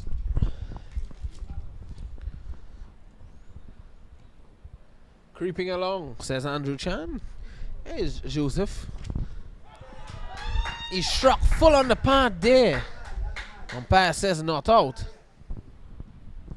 Well, that was going down, you know, Andrew Chan. So let's have a look again. It struck him full on the pad and... more than likely going down leg. Yeah, just maybe going down leg side. Who knows? The umpire seemed to have made the right call. The umpire, Kashif Sandy. Lovely person, umpire Sandy. I think this is a perfect batsman here for Joseph to get that confidence as a spin bowler, because Miller hasn't really affected the scoring at all. He's going on to 17 deliveries now without scoring a run. And, I mean, given the circumstances his team is under, he's not doing a bad job. But he still needs to get some runs on the board, and that's the important thing here. This time he's bowled, is he? He is! So Joseph strikes, looking to go across the line. There was Matthew Miller. An innings that never got going. He's faced 18 deliveries and he's gone for a duck through his legs, looking to sweep a full delivery there. That was right up. And my oh my, 7 wickets down now for Leeward Islands. Longville, he's very disappointed with what he's seen from that man Miller. So Miller has to go without scoring off 18 deliveries. Not the start he would have wanted to this tournament. Leeward Islands, they are now 59 for 7. Yannick Watley is the new batsman coming on to the crease here. Longville meets him halfway down. We'll have a drinks break, I believe, in about 3 deliveries. Opening up his legs there, Miller, getting bowled between his legs. I think they call that a nutmeg in cricket, in football. Visham, so he was megged by the spinner. Good drift, though, you have to say, from Joseph, because our delivery was drifting down the leg side and then came back a little bit, just drifted just enough to the right to just get back in between the legs of Miller. An unfortunate out there by Kashif Sandy. He's a science teacher at Trinity College Mocha, you know. He's also an umpire. Umpire Kashif Sandy. And coming to the crease now is Watley. Leeward Islands enjoying themselves out there in the middle at Gilbert Park. Wonderful facility. Shortish delivery there from Joseph. Joseph has bowled well, so I think that wicket is just reward for what he's put out so far. He's been tempting Matthew Miller, full deliveries, full again. And this one is driven straight. Good fielding there by the fielder at mid-on, and they just get a single here. But at least Watley is off the mark. Yeah, there was always one on there, despite what the fielder just slipped up a bit there. Yeah, but there was always one on. So at the end of 20, it's 60 for 7. And yes, Gilbert Park is such a wonderful facility, Andrew Chan. It's a facility that has so much potential, you know. Maybe you can elaborate on that for the viewers. Well, it's in a lovely position. You get the lovely breeze. It's a fantastically laid off ground. The pitch is clearly very good, and there are good dimensions on the pitch. And unfortunately, the facilities would have not been as well as kept up as many would have liked. And there is room for expansion here. For example, there are no nets at Gilbert Park. There are no lights at Gilbert Park. There's one pavilion that's a bit run down, as Gassi will continue. Yeah, he's on target again there. And of course, you know, this is one part of the venue. There's also to the back of us, to the western end of the ground, there's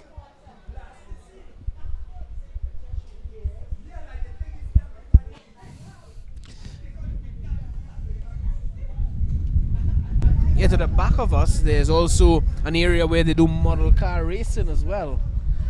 Yeah, so there is room for expansion to make it a wonderful facility. This one played away into mid-wicket. There's so many things they do here at Gilbert Park. They play cricket, football. There's also model car racing as well. So there's those three things that take place here at Gilbert Park. So it's a wonderful facility. It has so much to offer here in central Trinidad. And the football field to the back, as well as the home venue of the Pro League Football Club here in Trinidad and Tobago. That's W Connection. Oh, well bowled there by Gassi. But it's the same situation with Inshan Ali Park, which is in a wonderful area in the village of Presal. And again, there's so many opportunities there to make it a better field.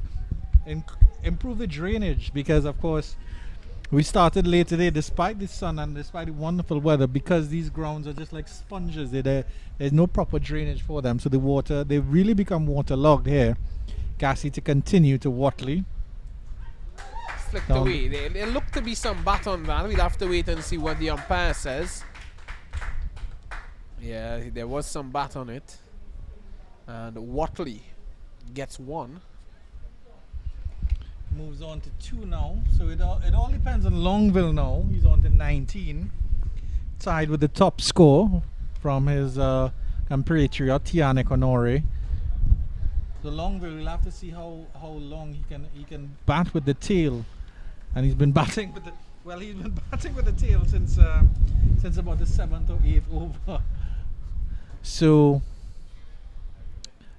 Leeward Island's really under a lot of pressure here. The Windwards up, uppishly risky single here, played into the leg side, and they get away with it. The field had picked that up cleanly. You feel like Longville may have been struggling at the non-striker's end.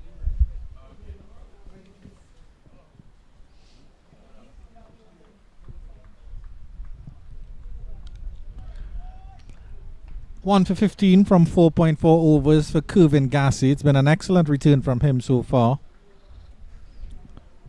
All the bowlers for the Windwards really stepping up today. Very good in swinging delivery here. His arm action definitely has the ball coming naturally back into the right-handers. So when he goes with it, and he goes with that long arm, I think the batsman will be very confused as to if that delivery is going to come full or if it's going to come short. And I think that in the back of our mind for a batsman is very, very disconcerting. The Kevin Gassi continues to bowl well here. And at the end of 21 overs, the Leeward Islands have progressed to 62 for 7. Yeah, and you know, they would want to close off this game, or this innings, as quickly as possible. The Windward Islands team, they won't want to let the Leeward Islands team get away to something much more than 100. I think they would want to limit them under that psychological figure of 100. Ooh, that one was a bit short, and there is no one backward of square leg. So had Longville struck that or made contact, that would have run away. Yeah, Tony Gray might have had some fielding to do for the first time in a long while, because he's sitting down in the bleachers at the down at the fine leg region at the southern end of the ground. Yeah, those long legs of Mr. Anthony Hollis Gray would have come into play. Hey, Mr. Anthony Hollis Gray, you know, he's telling me that he wants to play some wind ball cricket with us. So he's telling me that whenever we are playing some wind ball cricket, he will be certainly taking part. This one short from Joseph. Longville has batted well, 20 off 38. He's played the situation well. Something about those great fast bowlers after you watch this delivery here. Big swing here from Longville, just missing the stumps. Deceived by that flight from Joseph here. But those fast bowlers, they always have that aura, the great fast bowlers. When you see Curtly Ambrose, or you see Courtney Walsh, or you see Ian Bishop, and you see Tony Gray, they have that build, they have those shoulders. And you know, even with a wind ball, Tony Gray could probably still knock your head off if he gets a bounce in the right area. Well, surprisingly, surprisingly, this one is cut away. Surprisingly, Andrew Chan, Good single here. miscommunication in the wicket, and well, he's safe. Good running at the very last moment there. Had they taken that single earlier, they would have made it quite easily.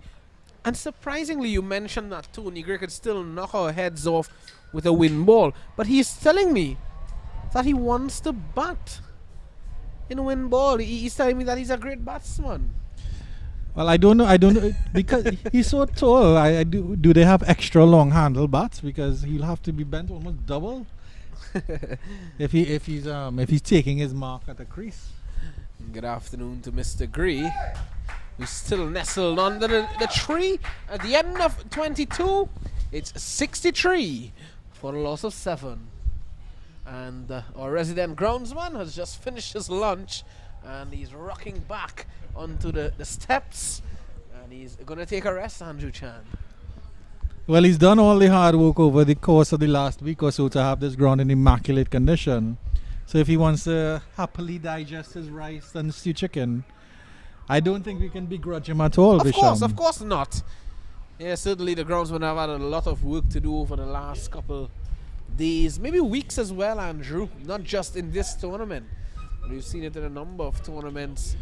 Wonderful characters throughout Trinidad and Tobago, and the groundsmen who love their cricket. It's always wonderful to talk about gentlemen who take care of these grounds and are passionate about the game as well. It's not just a job for them; it's something that they truly love, and they take good care of this ground. And he was also the camera that you're seeing here up on the side screen. He was also able to procure us a ladder so Joel Phillip could go up on that side screen, fear for his life, and assemble that camera to get these wonderful shots that you're seeing here on Cricket 360. Off spinner comes into the attack.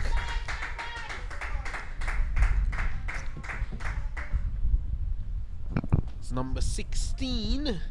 That's Luke Wilson being introduced here now by Pascal. You're saying that Joel Phillip went up on the ladder. Something you don't see often.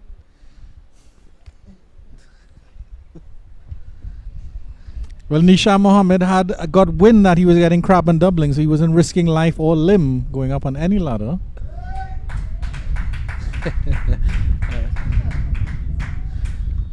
I would think that he don't want to take any risks, and if he don't want to take a risk, he'd want to give me a crab leg.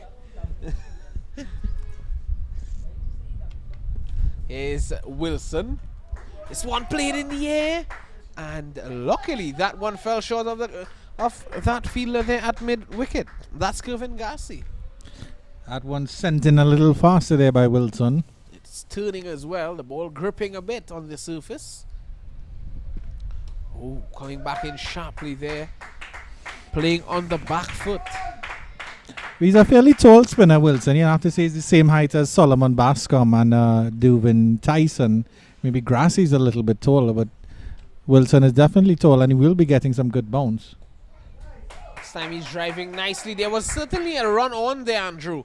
I'm not too sure what's Longville thinking. He stood his ground. He didn't make an effort to get a single. Oh, just seeing that one more ball in the over. He didn't want to risk maybe, not getting a single in the last ball and being starved of a strike in the next over.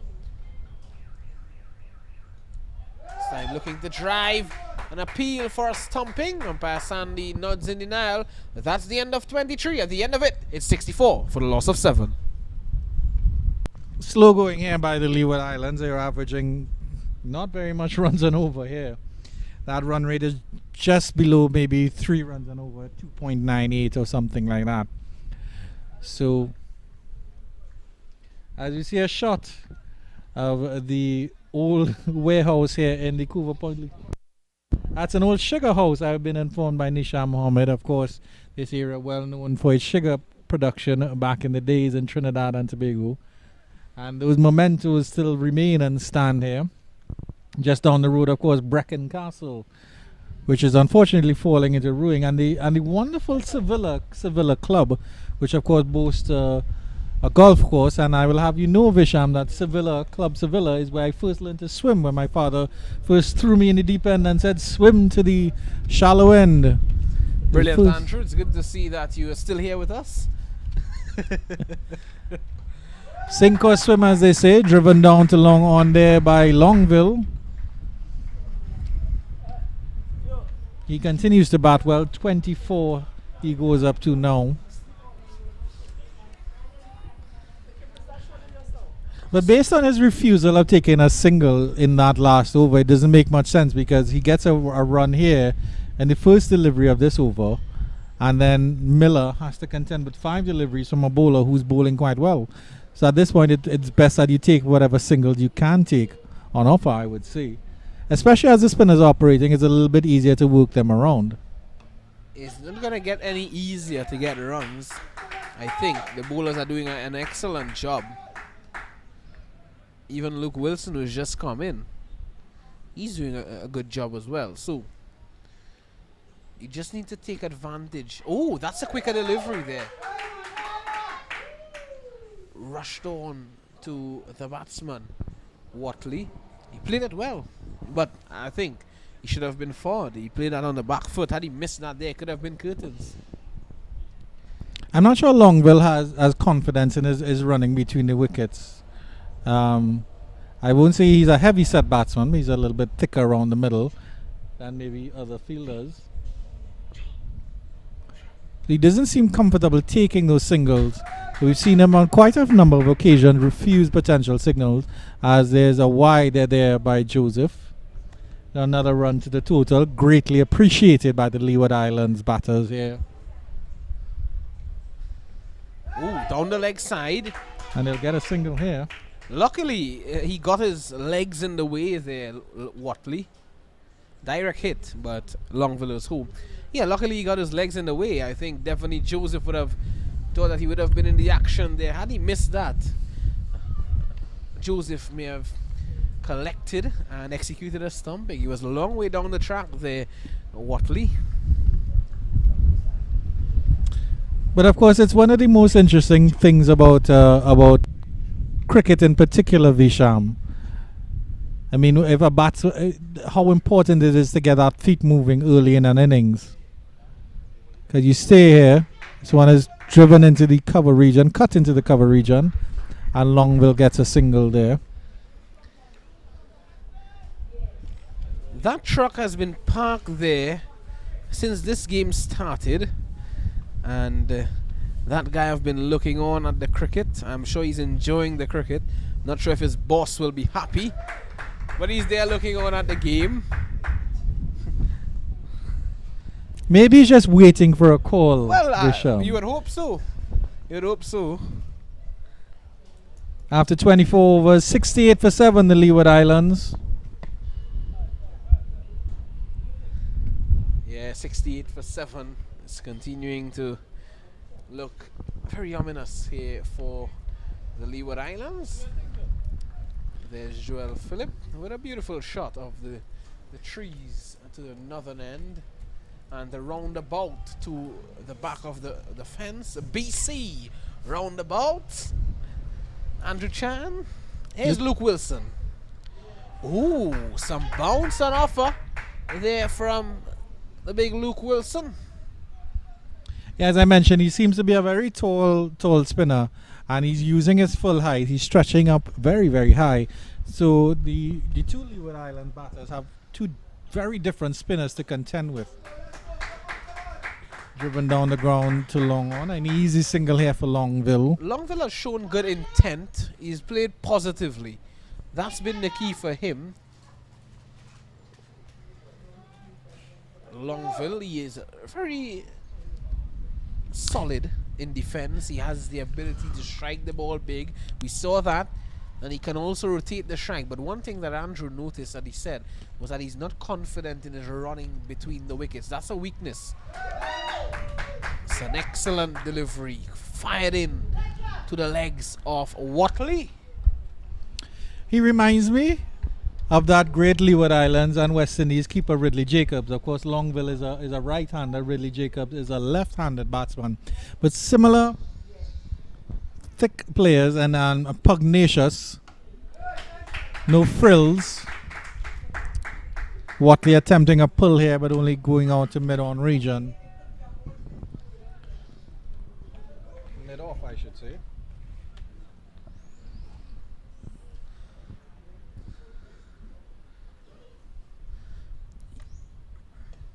Delivery there from Wilson. Yeah, you made mention of Ridley Detamore Jacobs, hailing all the way from Antigua, and he would have played for the Leeward Islands as well. He would have played for Antigua, the West Indies, for West Indies wicketkeeper batsman. There's a quick single from Watley, and Longville is home in time. Yeah, Ridley Jacobs, 54 years of age, and he's played a lot of games for the West Indies. 65 tests, 447 ODIs, and that's what he's played. 2,577 runs in tests and 1,865 runs in ODI cricket. At this stage, though, at Gilbert Park, it's 70 for 7. Longville is on 25. Watley is on 3. And we're going to take a short break for the drinks, and we'll be back in about 5 to 10 minutes time for continued coverage of this game between Leeward Islands and the Windward Islands.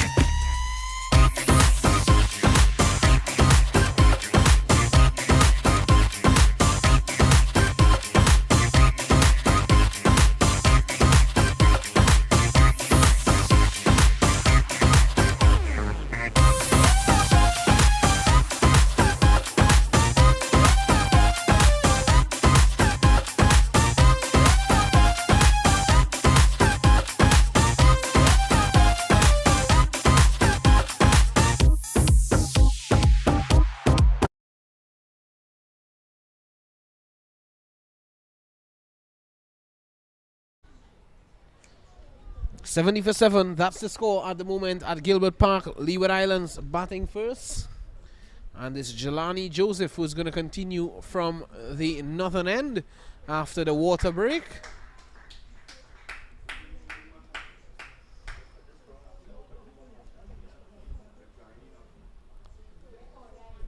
And yeah, the ground really drying out nicely here at Gilbert Park. The sun is baking down on the surface on the outfield at the moment. You can see the water just disappearing in the drains there around the ground. And the resident groundsman is saying that he's going to do the right thing. He said that with the ground drying up now, he's going to look to get the cutter on, cut the ground, relieve it of some of its heaviness. That's the grass. As I welcome Mark Andrew Chan, who's making his presence felt at the moment at the Gilbert Park. Here he is. Andrew Chan, good afternoon, sir. Good afternoon again to all our viewers on Cricket 360 and watching on Cricket West Indies as well.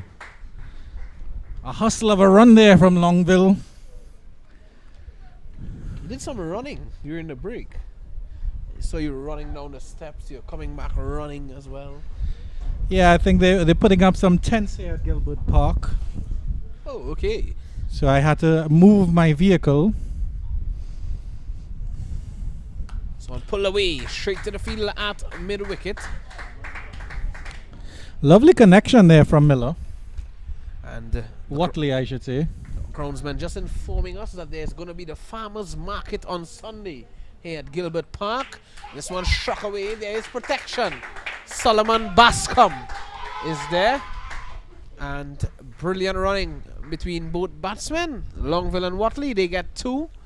Yeah, the farmers market, Andrew, that's another thing that happens here at Gilbert Park in the car park. And yeah, the farmers market on Sunday. Fresh produce. Always valuable. Swept straight to Bascom. There must have been a message sent out there during the break to these batsmen. You can see a bit more urgency now to get the runs, get the singles, look for the gaps, pace them, and get runs.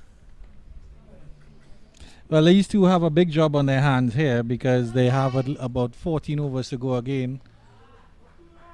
Push down to the long on region. Why long on region? They're pushing for 2 here. Should get it quite comfortably. And they're throwing at the stumps. Longville is running too because they realize he's not as quick between the wickets as Watley is. Still able to get back in quite comfortably. And at the end of that, it's the dreaded Nelson after 26 overs. 7-7 for 7. Time to hop on one leg, Visham. I don't think I would be hopping on one leg, but you can if you want to. You have a number of steps to hop down. If you wanted to hop on one leg, Andrew, while you were running during the break, you should have hopped on one leg. I'll leave the hopping to Nisham Steel Tip Mohammed.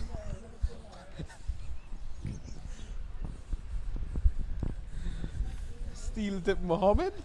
Nisham Steel Tip Mohammed. Eval is exposing his socks at the moment.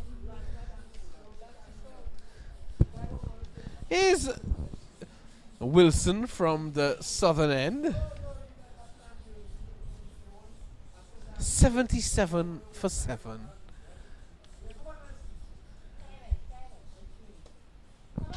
Played there by Watley.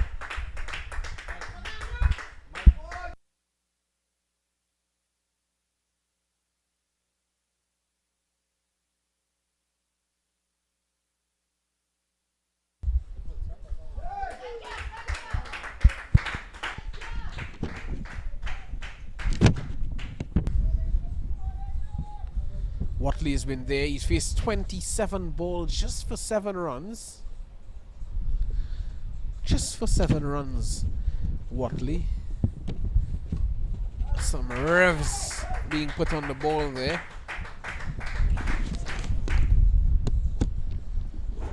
It's good to see the off spinner looking to extract some turn. He's putting good revolution on the ball. He's ringing that cork ball. One edge taking the bottom edge. Difficult for the slip fielder. It's running away nicely on this outfield, but it is stopped there in that sandy area where the groundsman would have applied some sand and sawdust, as those areas were a bit damp this morning. But I think all the dampness in the outfield would have been gone by now, Yes, because certainly. we've had some wonderful sun since 7 o'clock this morning. And we wanted to continue like that. You have to thank the weather gods for allowing us this wonderful weather to get this tournament on the way finally.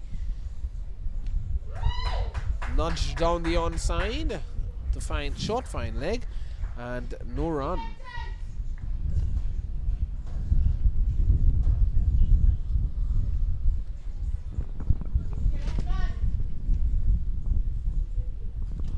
Wilson continuing and doing quite a good job so far. The spinners have done an excellent job here. Almost causing a mistake there from Watley, driving that one to the short mid-on region. It was a well-flighted delivery there from Luke Wilson. I thought that, you know, Gassi could have made a better effort there. Is it Gassi? Yes, it looks to be Gassi there, who was at short mid-wicket. It's a bit flat-footed in his approach. He waited for the ball to come to him, but that's the end of 27. At the end of it, it's 79 for 7. Lots of sevens.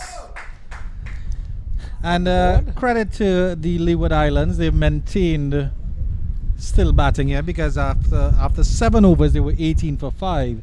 So 20 overs on, and they've progressed to 79 for 7, built on the back of 28 from Longville, Randall Longville, and Tianik Honore scoring 19 earlier. That's where the bulk of the runs have come from. And I also have to add credit to the Windward Islands bowlers, because you haven't seen many extras at all. There was just one no ball, a couple of wides. There really hasn't been any extras at all to say that that they've let the Leeward Islands off the hook a little bit here. Tariq Edward, the new bowler. Another off spinner being used here by skipper Pascal, Stefan Pascal. Skippers for today, Stefan Pascal of the Windward Islands and Nathan Edward of the Leeward Islands. Nathan Edward participated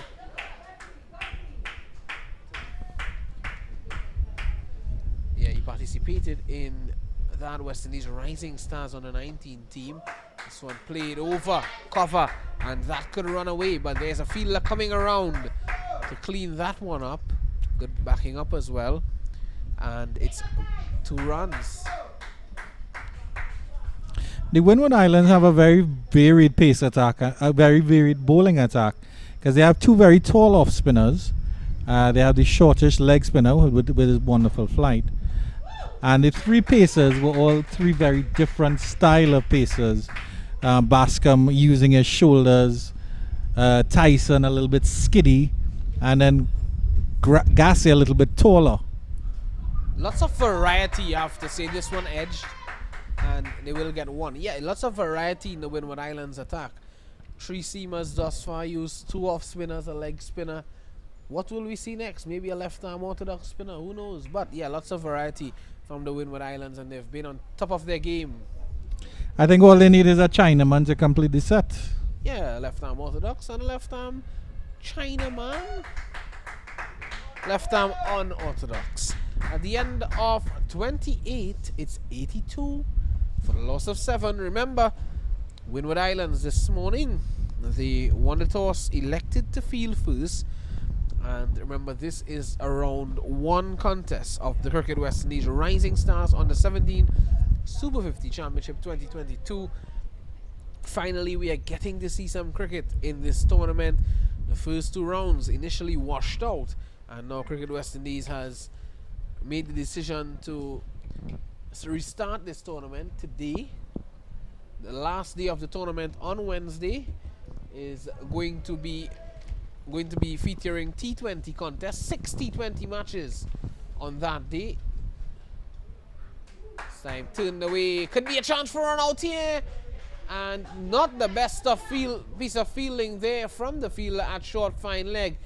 Again, he was caught napping there at short fine leg. He came in very slowly. The release wasn't all that quick as well.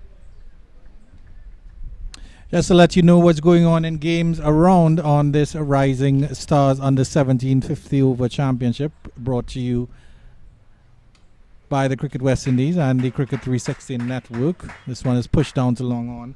And Jamaica are 78 for 4 after 21 overs at the Inchanali Park. And of course, they're playing the host Trinidad and Tobago. So, where would you say honors even there? Maybe 78 for 4 after 21?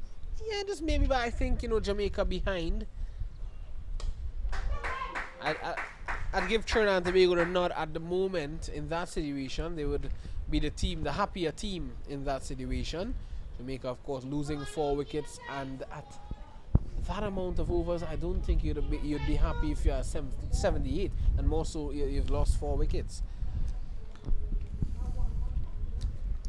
But Leeward Islands will certainly not be happy at the moment. 85 for 7. Stringing together a partnership though, Longville and Watley. Longville maybe looking to get a half century here and go beyond that. Look to take the Leeward Islands up to maybe 150. Who knows? That would be a good total coming back from the 18 for 5.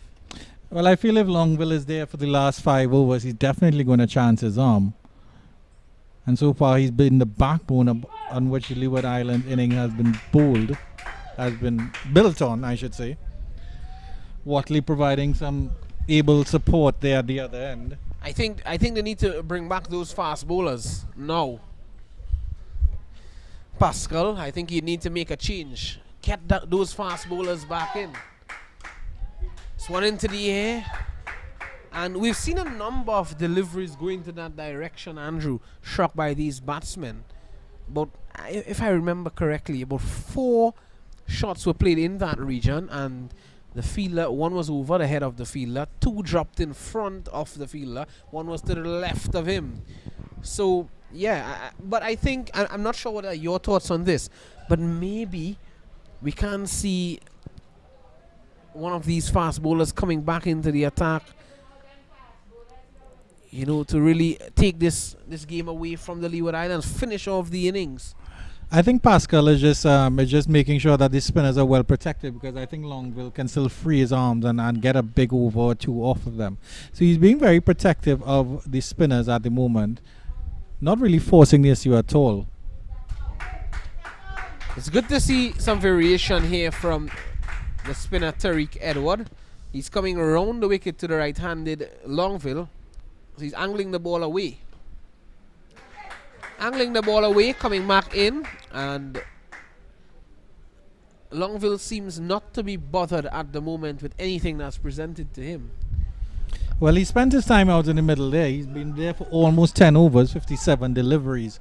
So he's done really, really well at rotating the strike, at consolidating what little bit the Leeward Island have to work with at this point. And he'll just want, and they're going for a quick single here, and Longville makes it in the end. He gets very quickly a chance for the extra run. No, they're not considering it. I think Longville has reached the end of his tether there in terms of where he can run and turn back. It's been an excellent innings from him so far, something that his team and the Leeward Islands would be very proud and appreciative of. Yes, certainly, and it's an innings that was needed. One of these batsmen needed to stand up. I do feel, however, that the Windward Islands are missing a trick by not putting a little bit more pressure on Watley there, because I think if they can get a couple quiet overs from him, at least get him on strike and keep him there, then the challenge Longville will be put under even more pressure on the non-strikers end here. Yeah, you tend to see that quite a lot. When a batsman is starved of the strike for quite a while and he comes back to face a delivery, more often than not he tends to get out. This one fired in quickly by Edward. Very quick delivery there. Must have surprised Longville. 30 bowled, 10 more to go. It's 89 for 7. Credit to the Leeward Islands here, because at one point it didn't look like they were going to get to 20 overs, much less 30. So excellent work from them so far. The run rate is very, very slow. It's less than 3 runs and over at this stage.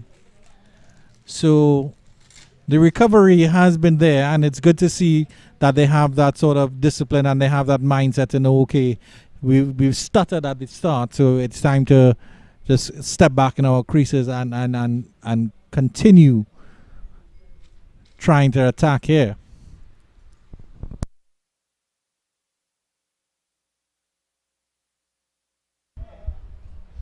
Well, Wilson is going to continue. Wickets needed for Windward Islands. Don't want to let this game get away from them. They're in a very good position, the Windward Islands team.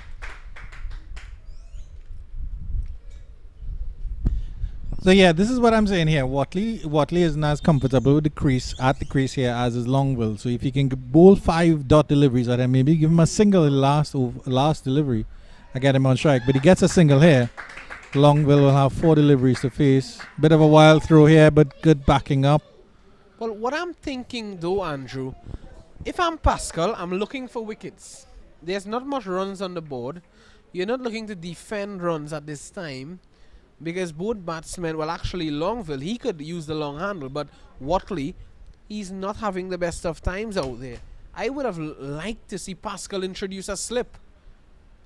This one in the air, he could be out, and Longville, he has to go. He was looking to strike that one a bit straighter to the right of that fielder, and in the end struck it square straight to Jelani Joseph. And it was a good catch taken as well. It was going over his head. He leapt into the air and he plucked it out of the air as well. Longville has to go for a well-played 35. Congratulations, young man. You did well. You stood up for your team when they needed you. Leeward Islands, they are now 90 for 8. Unfortunate there for Longville. It's been an excellent innings here. And just to update you on the other game being played at the National Cricket Centre, there is no players yet. They are doing an inspection at the moment. And that game is Barbados versus Guyana. And according to what our information from Ronnie Bikram does, there's an area of concern in the 30-yard circle at the National Cricket Centre. That is of major concern here. As we look to the new batsman coming out here at Gilbert Park for the Leeward Islands. And that's number 5, Wilden Cornwall Jr., a gentleman who of course has a bit of a pedigree. His father, Wilden Cornwall, would have played for the Leeward Islands. And then of course his family member, I think his cousin Rakeem Cornwall, would have made it to the West Indies side. Big Jimbo, as he's well known. The Wilden Cornwall Jr., he would have had experience of his father and cousin or uncle telling him about these sorts of situations. So we'll have to see how he approaches it here. But the big man, Longville, is gone, and that's the big loss here for the Leeward Islands. Confident shot there, confident push into the mid-off region there by Wilden Cornwall. Wilden Cornwall, the man from Liberta, Antigua, Andrew Chan. And you see, at this point now, Pascal needs to bring in that slip, because you have two batters who aren't very comfortable here. Watley has been there for some time, still doesn't look comfortable at the crease. His strike rate is 30. Cornwall now coming to the crease, Cornwall Jr. Sweeping, this one is into the air, he could be gone here, yes he is! Watley now goes, 1 brings 2, 2 brings 3, and well, on this occasion, 1 certainly brought 2. He was sweeping, it was too full to be swept, it took the top edge, and well, that man, Gussie, is it? You'll have to look at who took that catch, but Watley has to go for 13. He lost his partner, Longville, and now he has to go. So it's 91 for 9. Leeward Islands falling away now. Last man coming to the crease is Micah McKenzie here. And he will be joining Wilden Cornwall Jr. So it's really not been an excellent batting performance by the Leeward Islands at all. They slipped it 18 for 5 in the 7th over. And then Tianik Honore and Randall Longville came together, and they were able to take them to 59 for 6 in the 19th over. And then it all sort of fell away again here. So they got to 59 for 6, and then Honore was dismissed.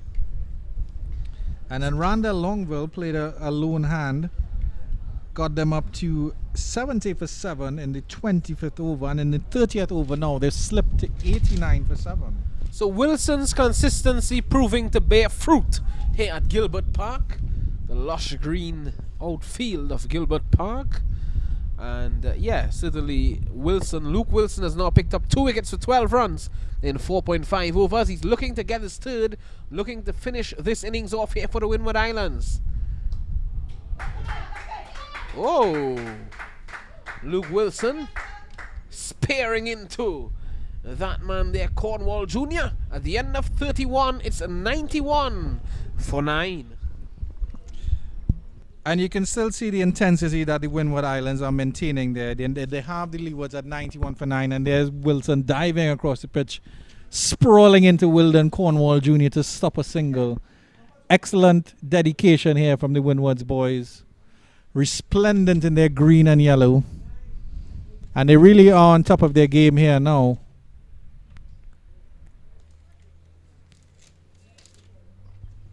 Still 33 is the cut-off time for the first innings, of course. And of course the resumption of play would be at 3:03, the half an hour break in between innings. And Tariq Edward is going to continue, number 31 for the Windward Islands. He's taking up the attack from the northern end. Sorry there, Andrew. No, I was just going to say there are 2 fielders, just only 2 fielders outside the circle, so they are maintaining the pressure in terms of the fielders inside the circle. I still think I would like to see a little slip there. Exactly. I have to agree with you. It's a final wicket, and you're looking to close off the innings. Yeah, a slip certainly could come into play. If he's swinging like that, Andrew, and he gets an edge, where will it go? It will only go down to the third man region where there's no one at the moment. Why not put a fly slip?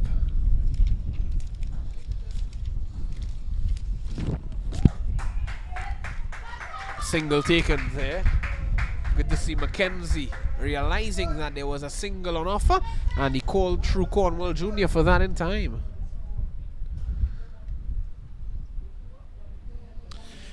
Micah Mackenzie on strike now.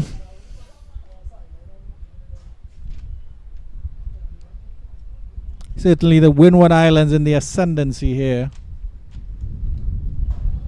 Well played there by Mackenzie.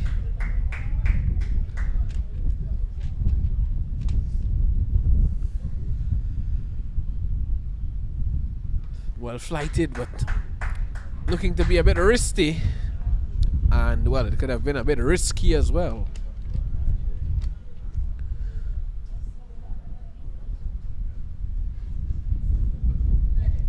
He's back to the ball and he's gone.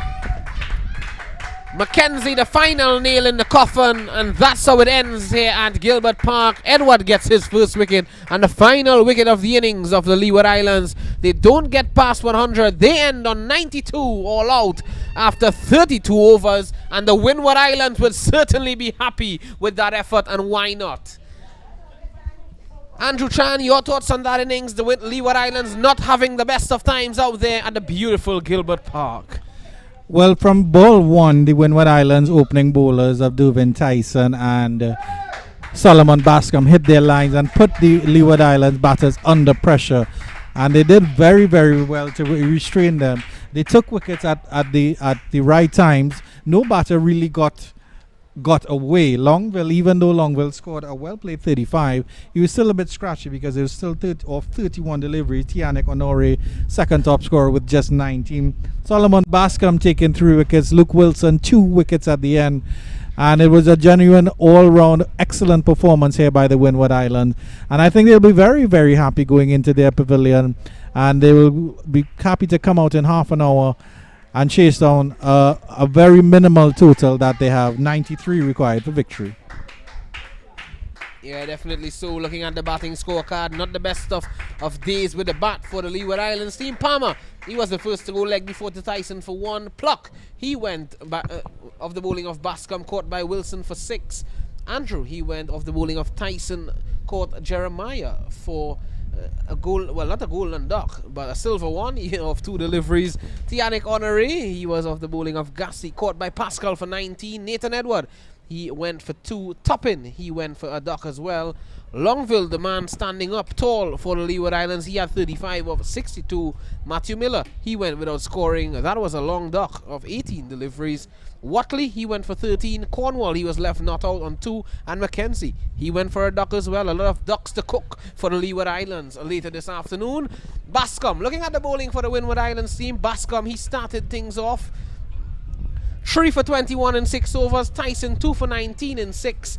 Everyone had a wicket and more. Gassi, he had 1. Joseph had 1. Wilson had 2 for 12. And Tariq Edward, the other off spinner, had 1 for 6. That's the situation at Gilbert Park. Windward Islands, they require 93 for victory in the second half of this game. We'll rejoin you in about half an hour's time or so for continued coverage of action here in round 1 of the Cricket West Indies Rising Stars on the 17 Super 50 Championship 2022.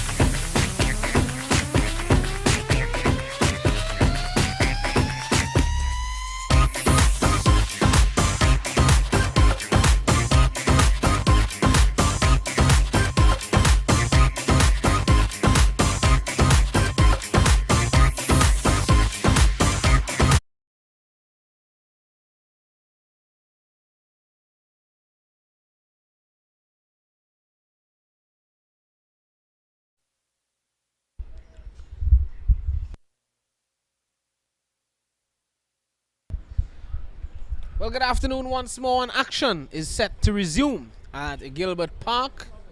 Windward Islands has been set 91 for victory by the Leeward Islands after the Windward Islands won a toss, elected to bowl first this morning after a late start. Start got underway about 11:40 a.m. this morning. Pascal calling it right at the toss, elected to field first, and they did very well out in the middle. Destruction began by Solomon Bascom and Devin Tyson, who got 5 wickets between them. 3 to Bascom, 2 to Tyson. Then the spinners did the job in between them, and also Kevin Gassi as well, who had some gas in that first innings. However, Leeward Islands, they would be looking to defend 90, as I welcome back into the commentary box Mr. Andrew Chan. Andrew, good afternoon. Good afternoon, and the 2 Windward Island batters are out there. The captain, Stephen Pascal, will be taking first strike. Mahid Lambert at the non-strikers end. And the Windward Islands will be starting with their captain, Nathan Edwards, will be taking up the attack from the northern end. He looks to be a left-arm fast bowler. So we'll see how interesting this game will play off. So scoreboard pressure a little bit there, but I think if Windwards get off to a decent start here, this game is wrapped up. Yeah, left-arm seamer Nathan Edward.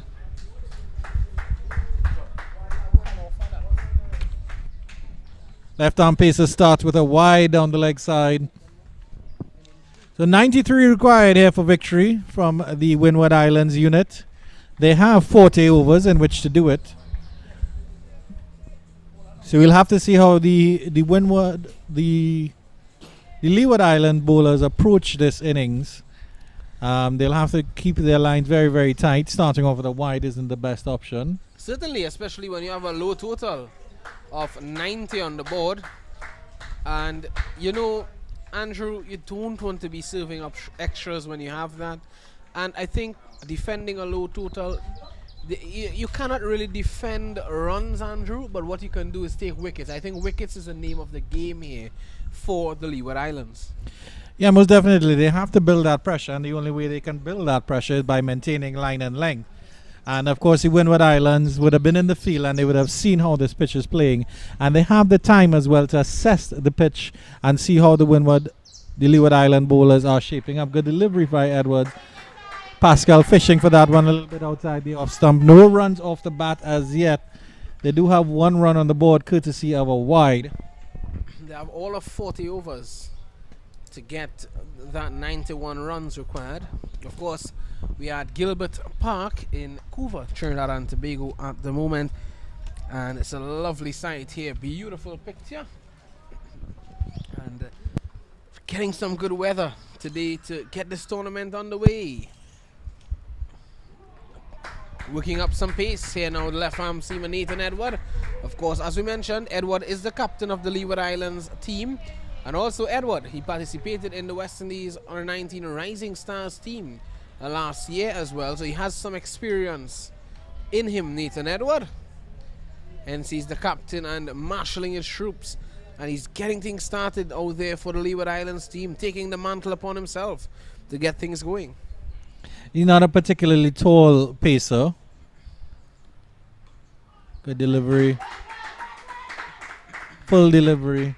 But he is getting some movement, and you can see he's getting deliveries to come in and away from the right-handed batsman, which you'd expect from a left-handed pacer as well. But yeah, he's a very short pacer. He's a minimalist movement, but it's still very bustling as he comes to the crease. Much like a Krishma or Santoki.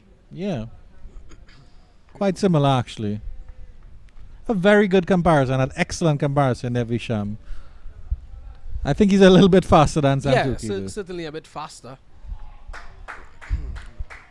Santoki relies on his variations to deceive batsmen, and Edward is a bit pacey here. His ball will tend to skid on to the batsman a bit as well. Not going to get much bounce because of his height. Well, as you mentioned, he played with the under-19s, and this is an under-17 tournament, so he's about 16 or 17. So clearly, he's capable of punching above his weight. So we'll have to see if he can do any damage at all to this Windward Island batting. And it's captain versus captain as Edward comes into Pascal once again.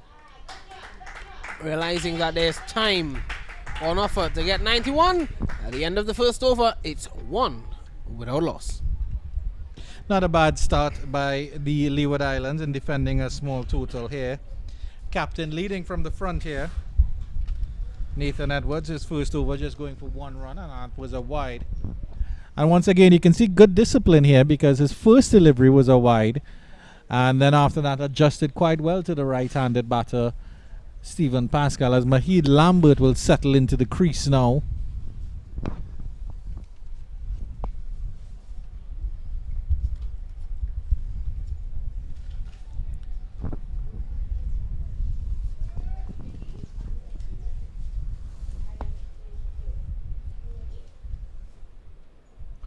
And it will be pace from the southern end. It's a very long run-up. Speedster. He's going to come around the wicket. He's actually...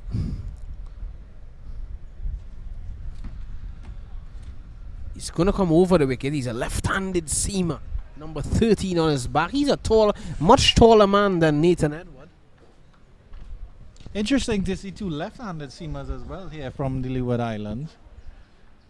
Right-handed pacers, of course, more common. But it's, I mean, in terms of West Indies cricket, I would love to see a good left-hand pacer come through the ranks and break into the regional senior side. Yeah, well, there's a few knocking on the door, and of course, recently we saw Raymond Reefer operate for the West Indies. There's Anthony Sharon Lewis coming through the ranks for Trinidad Tobago. He's just gotten a call up for Trinidad Tobago in the recently concluded 4-day tournament. We have Preston McSween as well coming up. So it's quite a number. Dominic Drakes, Obed McCoy. There's so much names that can come to mind. Yeah, definitely. Short and slow. And certainly not going to be a leg before there, Mahid Lambert. Here's that delivery again.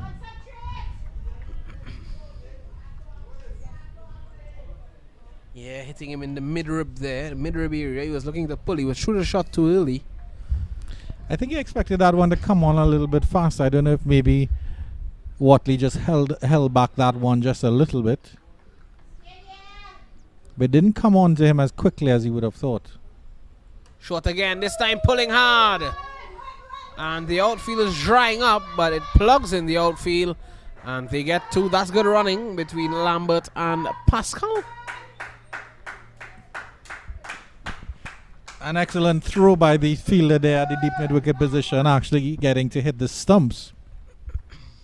From a good distance away, the batsman Lambert was in quite safely. So the first runs off the bat here for the Windward Islands boys. But I've been pleasantly surprised at the quality of cricket that we've seen here, Visham. I mean, it was excellent cricket from the Windward Islands in the field, and their bowling effort as well. So we'll have to see if they can show the all-round efforts of their game by chasing down this total with time to spare, and of course without losing too many wickets. And Andrew, at the under-17 level, it's so great to see the level of cricket that we are seeing from these youngsters. This goes to show that West Indies cricket's future is a bright one, Andrew. I'll come back to this after that delivery. Excellent delivery. And I think the problem, Visham, I don't think the problem was never the talent. I think the talent was always there, because even in our darkest days when it was just Brian Lara and Shivnarine Chandapal holding up the batting, there were still players coming through, and none of them, they just didn't take their chances. Maybe they thought that, okay, I've reached the West Indies and that's it. But no, you have to prove yourself at the international level. And we've had so many players that have come and gone. That is a magnificent shot. Looks to have gone all the way for 6. That stood up to be hit. And my oh my, Lambert looks to be a talent to be reckoned with. Clean, short and cracked. Clean connection here. It was on the line of middle stump, and it just sat up beautifully for him. I think despite the fact that Watley is a little bit tall, he doesn't have that extreme pace, so he's more relying on the bounce. So maybe he has to bowl a little bit more back of a length. That should trouble Lambert, because that one did not get up at all, despite being a fairly shortish delivery. Yeah, I don't think he should be bowling short at all there, Watley. He certainly doesn't have that pace, as you said. Joel Phillip is signaling to me something. This one short, and he's back and across and punching. And a good comeback there from Watley.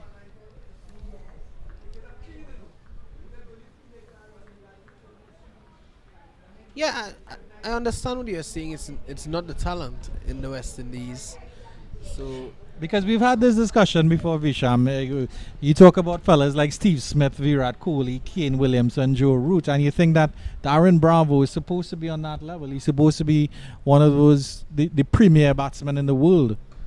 And of course, he went off his game.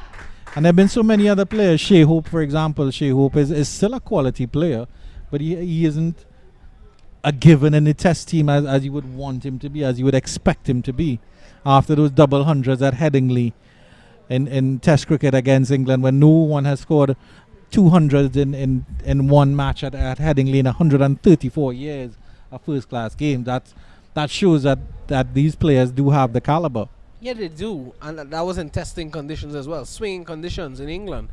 But yeah, I take your point as well that, you know, players tend to misunderstand when you get to international level, you have to prove yourself. After this ball will continue. Yes, good delivery there from Edward. Yes, Andrew. But what I'm saying is that just like how you prove yourself at the regional level, at the youth level, and now you go on to play for a national senior team, just like how you prove yourself at that level, you need to go out there in international cricket and do the same. Because the way I look at it, after we taken this delivery from Edward, he started quite well. Just one run off his first over. Wants to come back strongly in this one. Nice drive by the Windward Islands captain out to cover, but no run. Because if you look at the West Indies test side, from my opinion, and this is just my opinion, there are only 3 players who are automatic starts, and those are Craig Braffett, Jason Holder, and Kemar Roach. Kyle Mayers, you could say, is becoming one of those players that is almost an automatic start. But everybody else is up in the open. Even Josh De Silva, despite his excellent start to test cricket, he's not a given. There are other keepers out there who are competing. And again, Alzari, Joseph, Jaden Seals, they are thereabouts, but they could still be swapped out if another bowler steps up to the game. Yeah, I think consistency is what we are lacking. Consistency. You see glimpses of good performances at times, but then you play well this game. The next 5 games you don't have any good performances, and then on the 7th game it may come a big knock, and then after that you fall away again. Consistency is key, Andrew Chan. That is what we are speaking about. I think it's consistency and longevity. Yes. Because you can be consistent for a year, and that's wonderful. Like Nkrumah Bonner had a fantastic year or 2 in Test cricket, and then in the Bangladesh series he really suffered. And I mean, you go through your bad patches, and I'm not writing him off in any form or fashion, but you still want to see that he can come back from that and show that, hey, I want to be the West Indies number 3 batter. Well, I think with consistency comes longevity. This one punched back down the ground, misfield at mid-off, and they will get 2. Yes, with consistency comes longevity, because you can't get longevity if there's no consistency, because I can leave you on a team for, let's say, a year or 2, and you cannot be scoring no run. You will be consistently scoring no runs. But if I leave you on if I see you making runs and you smash 300s in your first game, you measure up that, you follow up that with a 50, you consistently score some 30s after that. After this delivery from Edward, though, good delivery, you consistently score a couple 30s, you go back, score 100, then you can maintain your spot on a team. And that's the end of the 3rd over, and they end up at 12 without loss after that 3rd over here. Good over again from Edwards, bowling to his is captain on the other end for the Windwards. There's captain versus captain battle going on there, and you're quite right, Visham. But again, I think it has to do with the management of the players as well. Because, for example, I mean, as you know, I'm a big Liverpool Football Club fan, yes, and the Liverpool players have their nutritionist who advises them what to eat even when they're off schedule, when they're not playing. Yes, so sir. on a daily basis, they talk to that nutritionist, advises them of meals and stuff like that. What is happening to these West Indies players? Is it when they come back to Trinidad, they're eating all the doubles and the roti and whatever? Watley continuing here. So are they maintaining that those levels of fitness that they need to, even in their off periods? So the test players, for example, who don't play any other format, what are they doing in the 2 or 3 months when they're not playing test cricket? Are they maintaining their levels? Are they staying in the gym? Are they working on what they have to work on? Yeah, that's important, Andrew. I think you hit the nail on the head there. Fitness certainly a concern. And that's why I think the captain, Nicholas Puran, of the limited overs team, has said their team needs to do the correct things for a longer period of time. Edged, and is he gone? He is! Mahid Lambert has to go for 8. He was driving at a wide delivery outside the off stump from that man Watley. It certainly had a deflection there, and a good catch taken by the wicketkeeper. The first one down for the Leeward Islands. Good response here from Watley, because of course Lambert cracked him for a beautiful 6 in the last over. So he's gotten his man here now as Jeremiah walks out there. The number 2 batter, or the number 2, wearing the number 2 batsman, coming in at number 3 here for the Windward Islands is Jeremiah, and he will come out to join his captain Stephen Pascal. Finally getting a wicket here, Leeward Islands. They need 9 more excellent deliveries, and they'll have the Windward Islands in some trouble. But 12 for 1 still represents a good start here for the Windward Islands and a good platform to build on. Jeremiah with a man striding out to the middle. And the fans not happy at the moment at Gilbert Park. Not happy at all with that shot there from Mahid Lambert. Just getting ahead of himself there. He looks a capable batsman. I think he'd be unhappy with how he got out. That pull shot he struck for 6, sorry. Tell you what, that just was the signature for me of his batting thus far. And yeah, the new batsman coming to the crease is Jarrell Jeremiah for the Windward Islands. Pascal, the skipper, is at the other end. And Joel Phillip is putting his pads on as we speak. It's another good delivery. And what we saw from Watley, he was looking for too much pace at the start, and he was bowling a bit too short. What we are seeing now, he is settled in to a nice line and length just outside the off stump like that, and hence he's bowling very well. We saw that bearing fruit. Mahid Lambert, he got him out, so he's doing the right thing now. He's probably hitting that rhythm, probably a little bit of nerves in that first over, and then been getting cracked for 6 probably didn't help, but he's doing a lot better now. Mixing up that delivery, because the first one was full, and then he had Jeremiah almost on his toes to play that block shot. So not bad bowling here at all. Yeah, testing Jarrell Jeremiah early on in the piece. And you're quite right. What you coming back to West Indies cricket with Nicholas Puran being at the helm now for the white ball games, and it's a new generation of cricketers coming up. The old guard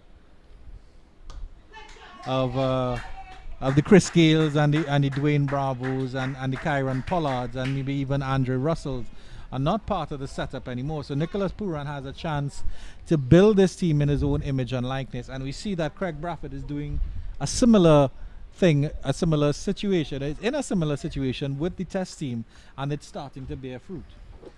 Yeah, definitely so. And Puran would want to string a couple of wins now. Started off hot with 3 wins consecutively. Oh, excellent. Excellent from batsman. Excellent from the bowler. That brings an end to the 4th over. At the end of it, it's 12 for 1.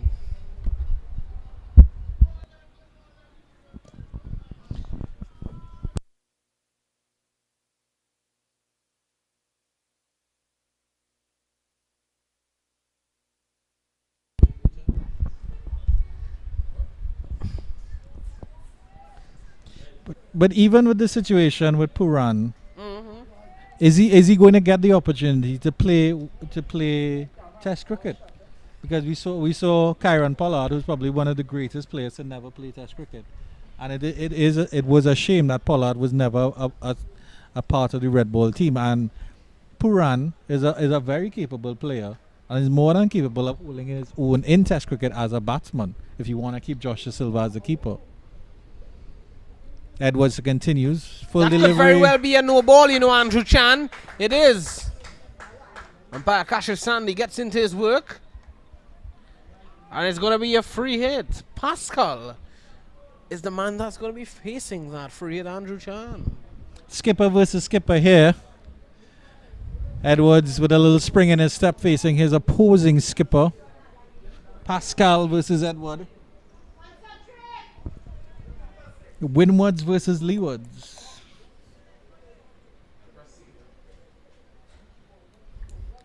Free hit. Nathan Edward, here he is. And that's a good delivery.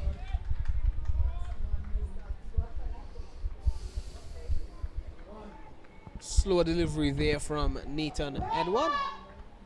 13 for 1. Pascal is seeing some trouble out there at the moment. He's faced 13 deliveries. He's just scored 2. It's good to hear that the Leeward Islands players are still chirpy out there. I mean, they don't have a big target. 78 and 276 is what's required. But they're supporting the bowlers. They're supporting their captain. They look very, very lively in the field. And again, they're very, very chirpy. I mean, we're quite some distance away from them, at least 100 meters or so. Or maybe not quite 100 meters. My estimations might be a little bit over, about 60 or 70 meters, and we can hear them quite clearly.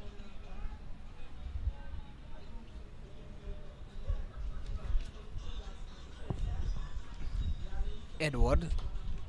Elegance there from the right-handed Pascal. No run. This is what you need to see. What is required as well from the Leeward Islands team. Need to be on the game if you have to defend this score. It's going to take some doing. It's not an easy task at all.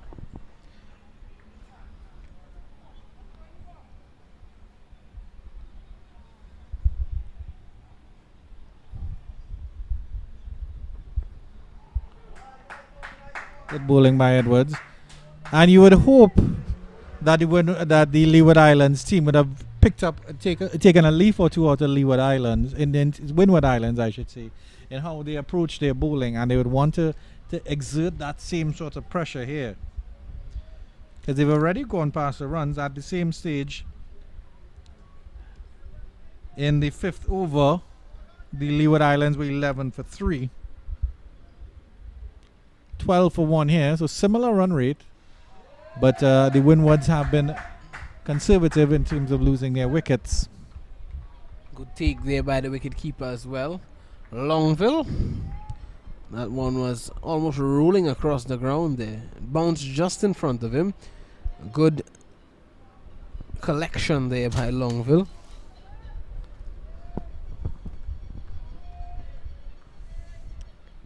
One slip in place, third man and fine leg, the two outfielders. Excellent delivery right up in the block hole there. And that brings an end to the 5th over. 35 overs to go. And it's 78 runs to get. It's 13 for 1.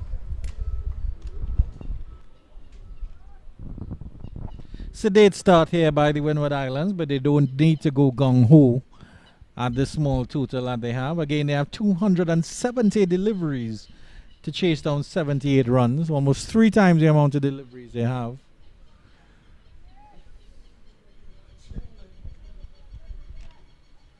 And Michael Rupwa gets a shot of some air conditioning vents. I'm not exactly sure what he's trying to shoot there. But it's a view of the Point Lisa's industrial estate. Watley will continue from the southern end here.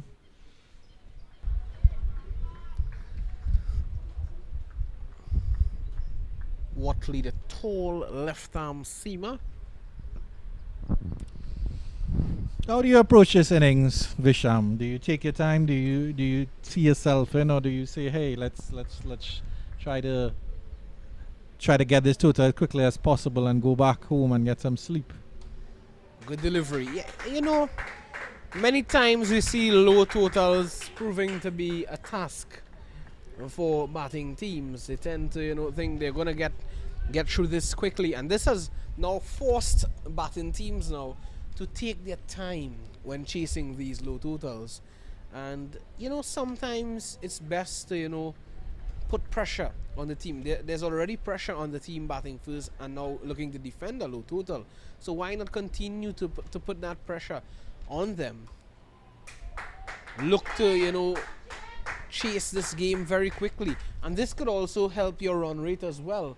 You never know if coming down to the back end of this tournament that your run rate can prove to be a factor to consider for championship gold. So you'd never know. There's a man riding a bicycle, no championship gold for him. He's just riding away from Gilbert Park. Needs to be instilled from these young ages, because I've heard stories about the late great Rohan Kanai, who was obsessed with keeping the scoreboard moving. I was mentioning that, there he is looking to get runs. He's just opening the face. Andrew, and I was speaking about putting pressure on the fielders, and that's one of the main ways of doing so. Especially if there's a right-left combination at the crease. Getting quick singles, getting doubles, well, more so singles and triples, that will put pressure on the fielders. They will need to change around quickly. That would ask a question of them, of the level of intensity that they have out there in the middle. Also, that will ask them to keep aware, keep at the top of their game. So, I think that's a very good point you made. And of course, the other thing is, if you have the fielders running around, as we see one of the Windward Islands administrators, he has a camera in his hand there, he's adjusting his camera. One of the Windward Islands boys, they're taking some pictures off the ground there. They have a wonderful camera, so I was able to take some of the team photos and play around with that camera. It's a quality camera they have out there. As the Windward Islands progress to 18 for 1 after 6 overs. So just an average of 3 runs in this power play. Not that run rate is of particular importance at this point for them. Here's Nathan Edward now.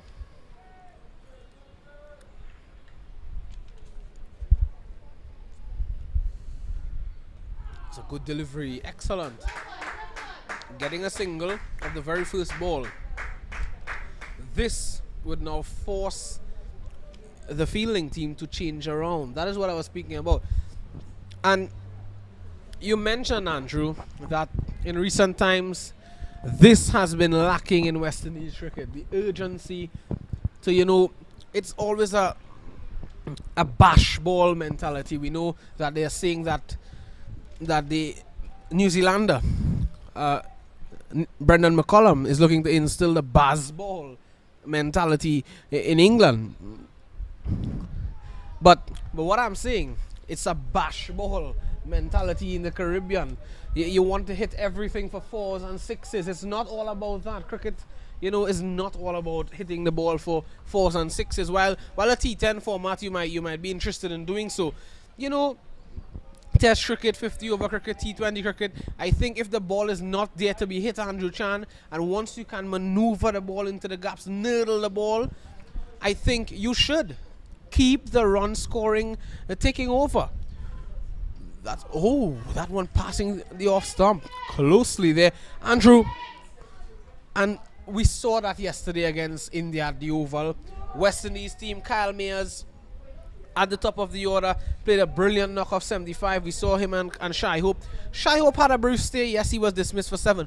But we saw what we saw in the partnership between Shamar Brooks and Kyle Mayers, was the urgency to get those singles. Something we have not seen. So you have to applaud Phil Simmons. You have to applaud the management staff of West Indies team and the captain as well. That's a wide. For really instilling that in them. We saw that area of concern really highlighted it when they played Bangladesh. Yeah, definitely. And the other thing to consider, of course, is just quite simply, you run singles we're here in the cool shade, but it's very hot out there. The sun is very sapping. Those fielders are going to get tired. They're going to make mistakes, and therefore you're going to get easy runs. And you mentioned about T20 cricket. When T20 cricket first came out, the West Indians were well placed because we had a number of big hitters. But now the other teams have developed those big hitters. They have those big hitters in their lineup, and they can also manipulate the strike and get those singles. So instead of getting 1 6 for the over, the batters are now getting that 6 for the over plus 4 or 5 singles. You see, I like that the fact that you said that, Andrew. I think it's a case of understanding your role and your responsibility in the team as well. If you are excellent, good stuff there from Edward. If you are Shai Hope, if you are Baba Azam, a Muhammad Rizwan, a Kane Williamson, a Joe Root, you're not going to go out there and bash ball to all parts of the ground. While you could hit the 6s and 4s, you are a player, you are a touch player. You expect you to be a stroke maker, to turn over the strike. That's why there are guys like Ben Stokes in England who can strike the ball a long way. After this delivery, we shall continue. That's a good delivery. At the end of 7, it's 20 for 1. 71 more runs to get. Yes, Andrew. There are guys like Jason Holder, Romario Shepherd, Rovman Powell, all of these guys who can strike the ball a long way. That's why there are guys like Shamar Brooks, Shea Hope, all of these guys. Kyle Mayers, he can hit the ball. He's someone who can mix up his game. But what I'm saying is understanding your role and responsibility, mixing the touch play with the aggressive game. But you're quite right. And the point and the innings, the partnership between Shamar Brooks and Kyle Mayers is a classic example of that. Exactly. Shamar Brooks is a touch player. He works the ball around. He gets it brilliantly. Kyle Mayers, he can do either. Yeah. He can launch the ball into outer space, or he can nudge you around Yes, for a single. yes. Nudge and noodle for a single. I was trying to say nudge and noodle, and I was confused there. Watley resuming from the southern end here, and they'll get a single here. That looks to be a leg by. We look for the signal from the umpire. Maybe Jeremiah got a touch on that. Yes, he did. No signal from the umpire. And that partnership, it was an excellent partnership. They came together very, very early. They added 100 or so runs. And while the more important thing is, Visham, that while that partnership was happening, the West Indies run rate didn't rise to 7, 8, 9 runs and over. It would stayed at about that 6.3 mark. Yes, you're so quite they correct. maintained the run rate without putting themselves under undue pressure. And again, this is an Indian team, and a very quality Indian team as well. Despite the fact that they don't have the biggest names there, it's still an excellent Indian team. Yeah, I was asked by Dr. Nilesh Mehta yesterday if, I think that the West Indies are, after this ball, it's a good ball, driven away through the gap. Excellent fielding. Yeah, I was asked by Dr. Nilesh Mehta yesterday if I think that the West Indies are going to hang back and take this Indian team lightly. I said no. I don't think so, because any Indian team is a dominant team. There are so many states in India that produce all of these great players, and yet still they have picked an Indian team, and yet still there are so many players in India who can make that national team, but you are not hearing about them, Andrew Chan. The Indian team is such a vastly experienced team, not just at the international level, but at the Ranji Trophy level, Vijay Hazare Trophy, all of these leagues in India. They play a lot of cricket. That's why I said you can never take an Indian team lightly, regardless of if Jasprit Bumrah is not there, Rohit Sharma is not there, Kohli is not there. You understand what I'm saying, Andrew Chan? Well, I think there are two factors that play quite heavily into the Indian success, which is, of course, after this delivery. Nice pull there by Jeremiah. Unfortunately, didn't make a connection into the square leg, into the leg side region. But the two factors are, of course, finances and the IPL. So the Indian Cricket Board does have the finances to push the cricket at all levels as they would like to. And then, of course, the IPL gives these players to compete at a regional but international level with some of the best players in the world. And as we all know, the IPL values its fitness levels. Yeah, definitely. Excellent fielding there. There could be a run out here at the striker's end. There is. Brilliant piece of fielding. Lack of communication there between both players. That ball was struck straight to the fielder. I don't think there was a run on offer there, Andrew Chan. Yeah, Jeremiah just teared up the pitch. Pascal didn't say anything. Pascal just stood at the non-striker's end. And you have to say it was a very good sprawling save from the keeper, from the fielder there. As Joseph comes into bat at number 4 here. And I believe that is the excellent keeper for the Windward Islands. The two batsmen ended up at the southern end of the ground. Andrew, the mere fact that Jeremiah ended up at that southern end of the ground, I thought that Pascal could have made it had he taken off. But nevertheless, in comes Devoney Joseph. Well, hindsight is a funny thing there, and you may have been right. But I think when Pascal saw that the fielder had sprawled and dived and made that excellent stop, that he was immediately like, I'm on the back foot here. And you have to give the fielder credit as well for being aware and listening to the instructions from his team, because he could have thrown at the bowler's end and then the other batsman could have made it back safely. Yeah, that's what I said. Being aware. Awareness is key on the outfield, not just as a fielder, as a batsman, as a bowler.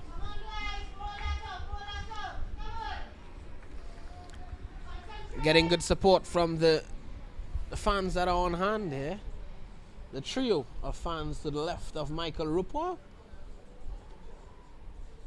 who's positioned at the northern end of the ground.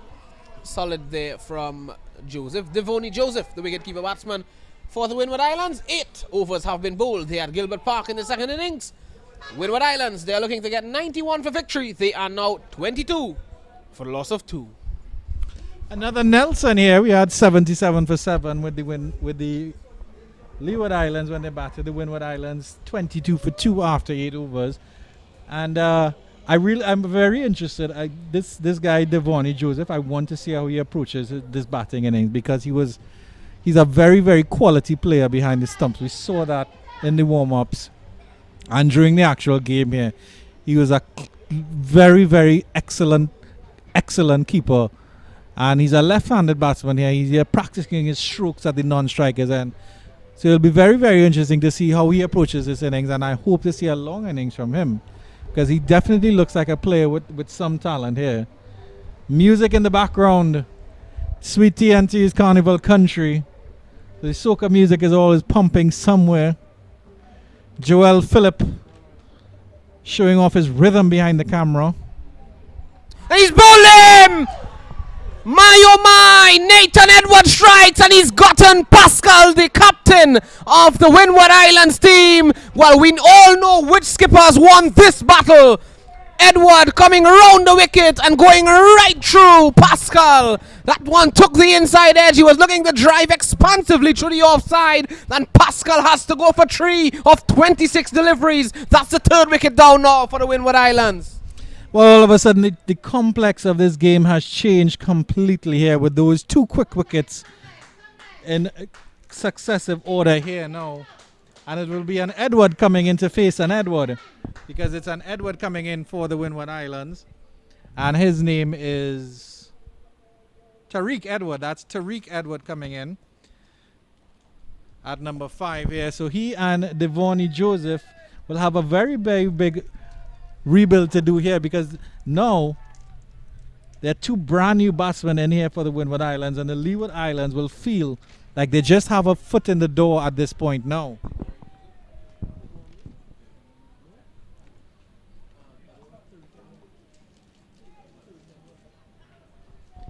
Edward has bowled excellently, brilliantly well, and unfortunately without success, but he was able to get rid of his opposing captain, Stephen Pascal, who looked quite good for his short stay. He did, but 26 deliveries, 3 runs, that's not going to assist your team, Andrew Chan. And we're speaking about, let's say, for instance, in those 26 deliveries, he had 3 singles, so that's out of So he had 23 deliveries remaining. After this delivery, we shall elaborate on this. Short delivery, what a welcome. It's a wide though. 23 dot deliveries in that 26 deliveries that he has faced. If he had even gotten 15 singles, Andrew Chan, how different would this innings would have looked? It would have ref 38 for 3. Might have been 40 for 3. Who knows? Which looks better. His score might have been 18 off 26. That would have sounded better, and that would have put his team in a better position at the moment. That underscores the importance of rotation of the strike. The urgency of singles. Yes. Like this right here. You put the fielder under pressure. You just touch the ball. And that's brilliant work from Edward. Just touching it down into this square leg region. Fielder had to come around. Cover some good distance here. And but was able to get around. And they were still able to get that single. So that's what they need to look for now. They need to put pressure on these fielders. And of course the power play has now ended because this is just a 40 over game and the power play is only 8 overs. They are still maintaining just 2 fielders outside the 30-yard circle at third man and fine leg. So credit to the Leeward Islands. They're still keeping a little bit of pressure on these batters here. Devonnie Joseph settles in now, and it should be interesting. Left arm seamer versus the left arm batsman. There's another thing that I've noticed. These two teams have not been able to make use of the power play very well. Losing 3 wickets in the power play was the Windward Islands. Well, 2 wickets in the power play. Right up there again from Edward. He's a short guy, so it doesn't take much for him to get that ball up into the block hole. And we saw the Leeward Islands team losing 5. 18 for 5 at one point. Yeah, they were 18 for 5, 24 for 5 at the end of 8. Yeah. So actually very similar stages here, you have to say.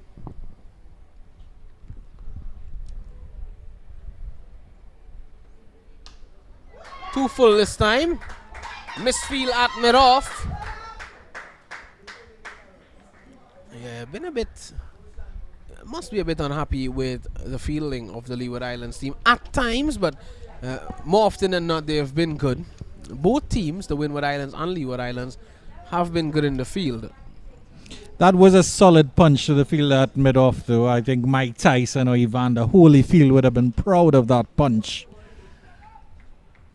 So I can't blame the fielder that much because that one came to him in a flash and it just bubbled out a little bit.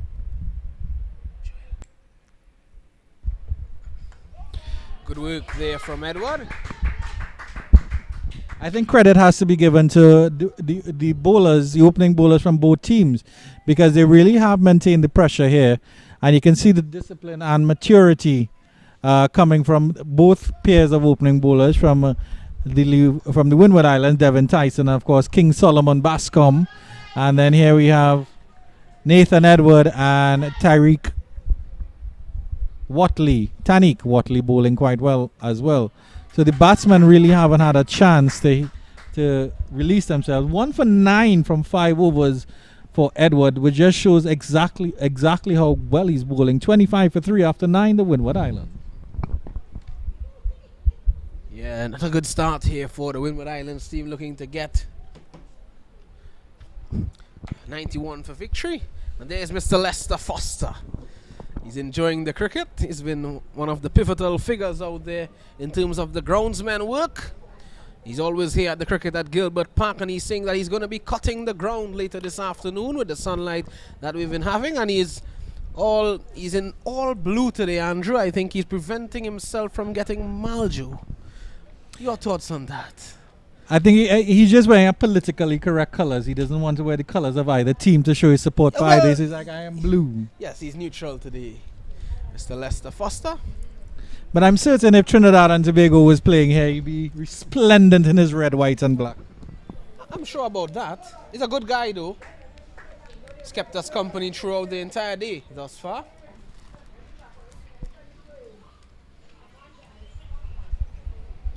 We have a change in bowling from the southern end now.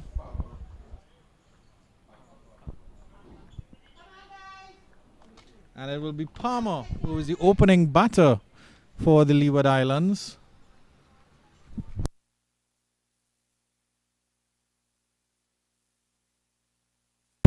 That's Michael Palmer, seam up right-handed. We'll see how he goes here. He's on the money immediately.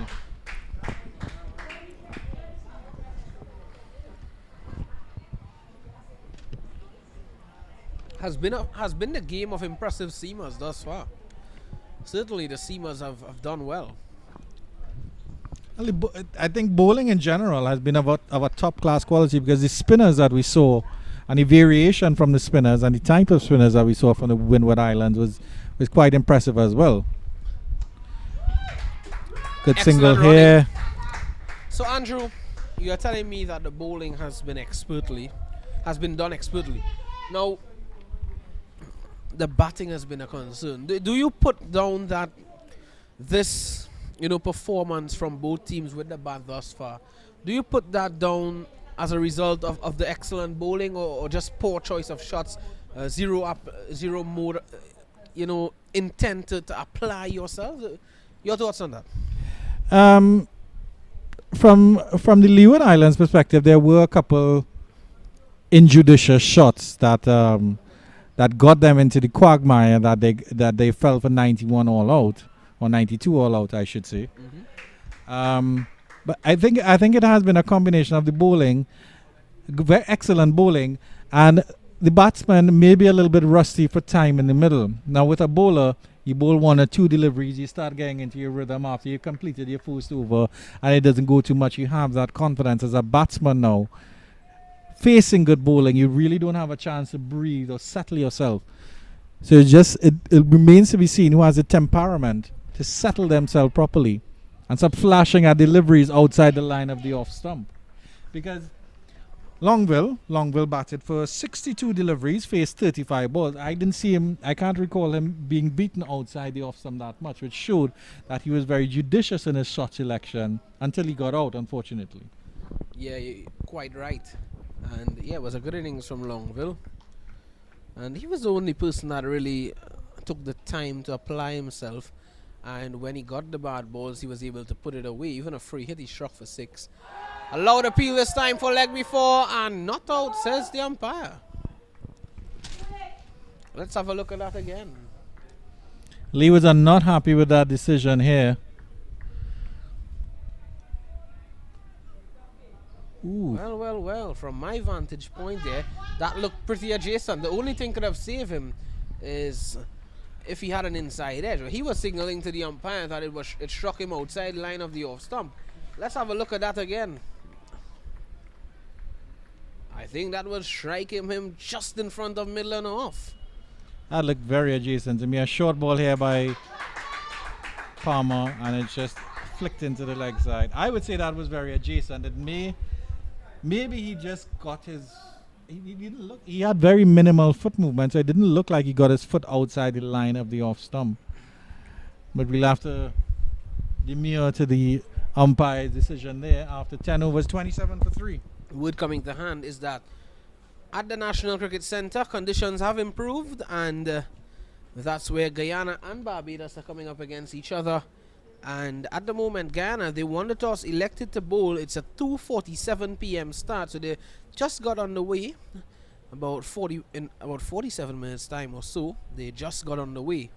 So yeah, that's good news there at the National Cricket Centre. Guyana and Barbados getting in their first game. The game, of course, I'll give you that information. The game there have been reduced to a 20 over contest. The first session to end at 4:11 p.m. Length of the interval is 10 minutes, and of course they will resume at 4:21. Match scheduled to end at 5:45, and the fast bowling quota 13 overs. Miller will take up the action from the northern end, replacing his skipper Nathan Edward, who bowled quite well, 1 for 9 of 6 overs, I believe. Matthew Miller, number 3. Seems to be yet another seam-up bowler here, so we'll have to see what spin options the Leeward Islands has. A very gentle medium pacer. I'd say Matthew Miller. Good start. Well, the ball is still fairly new, 10 overs, and it hasn't been struck quite a lot, so there would still be some decent bounce in here for Miller.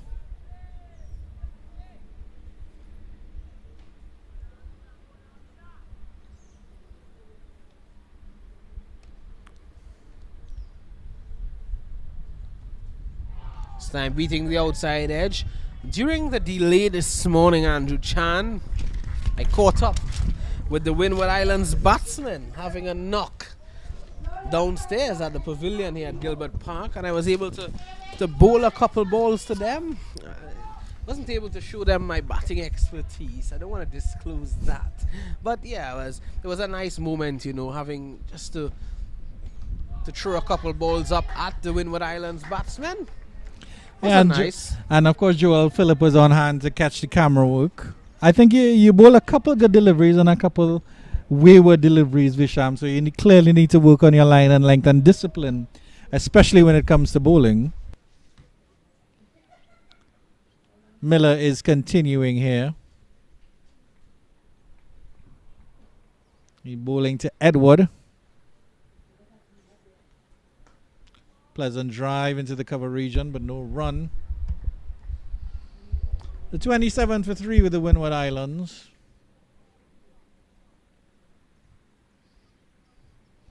Their contingent of fans very quiet in the corner there, watching this game intensely. The Bascom family.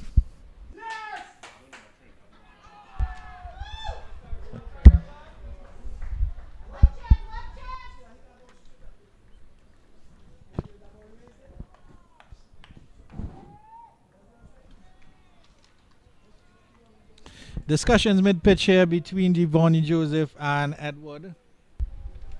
Yeah, I think it's a case of just taking up a couple deliveries to settle here. He's taken 10 deliveries. He's on 2, but he's looking to force shots that's not there. Shot selection not the best at the moment. He's fishing outside the off stump. Edward, he just needs to settle. They're making this look very difficult here at the moment. Well wide. That would assist them though.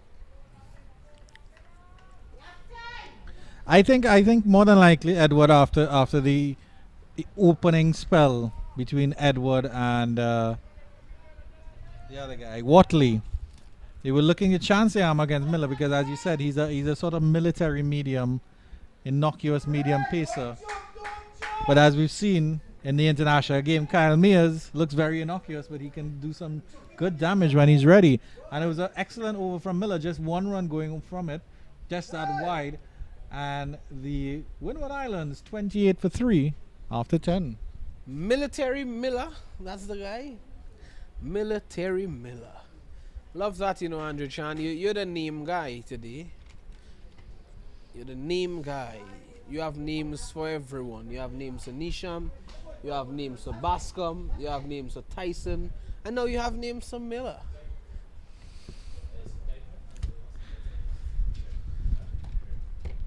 Joel Phillip is asking for an oxygen tank as we speak.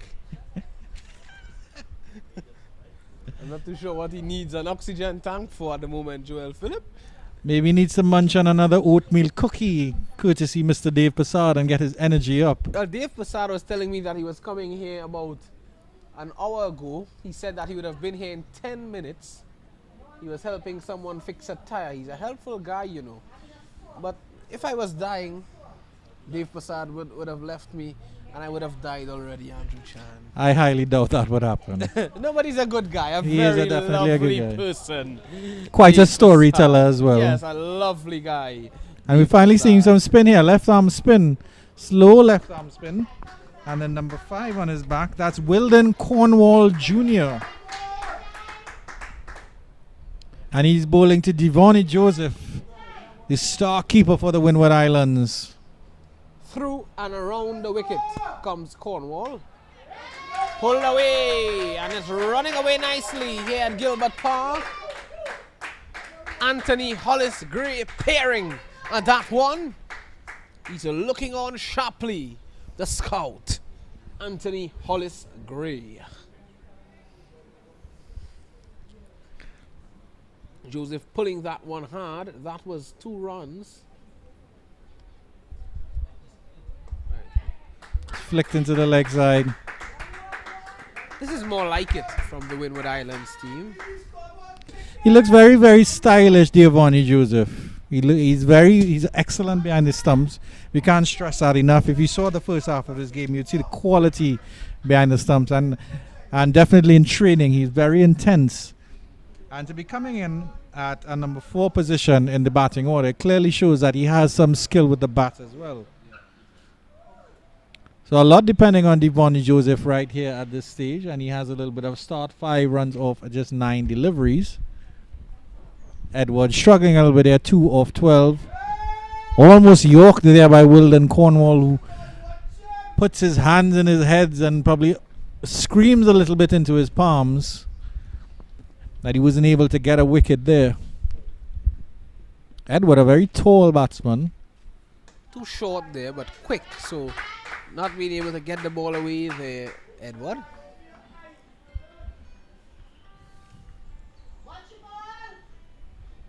After this over, it's going to be a water break being taken. That's lofted. Lifted over cover. What a shot! Just. No, that hit the arm, that hit the rope.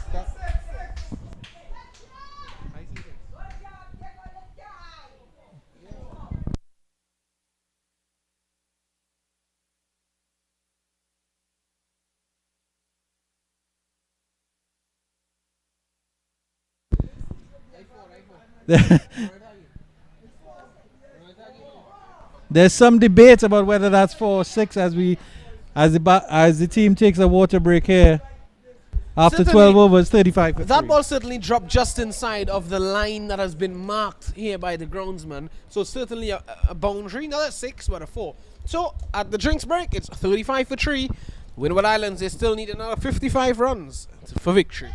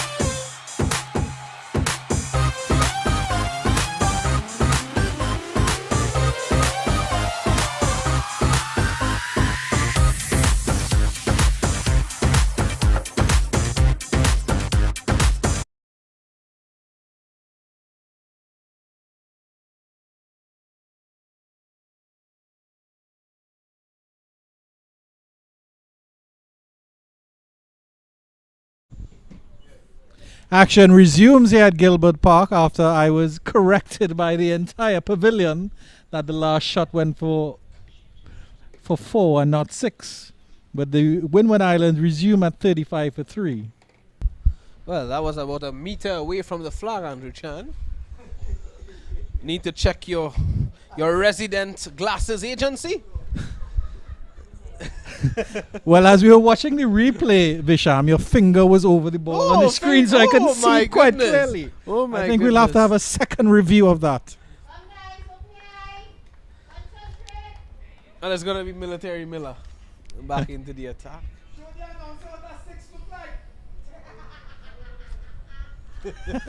Advice from the Windwards fans saying it to hit a 6, so there's no doubt.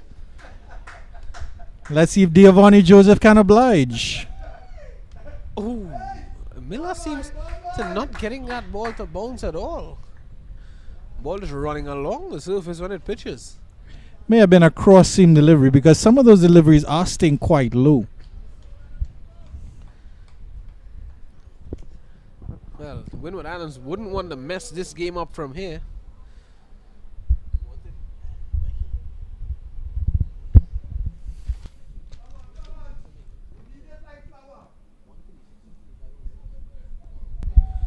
Wood, after this delivery, will tell you a bit about that Jamaica and Trinidad and Tobago game.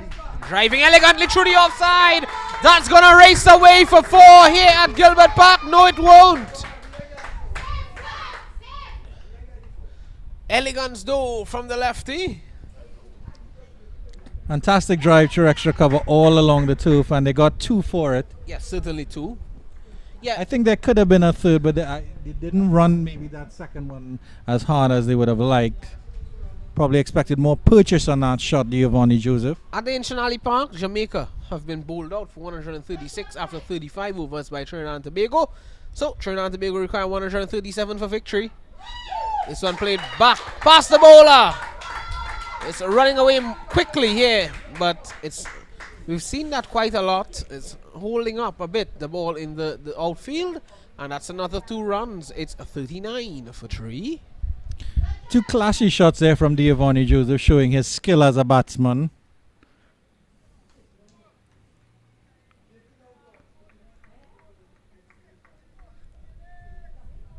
Pleasant shots. And this one is flicked down to fine leg, and you get another pleasant signal here. He's motoring along is Joseph. Edward a little bit sedate on the other end.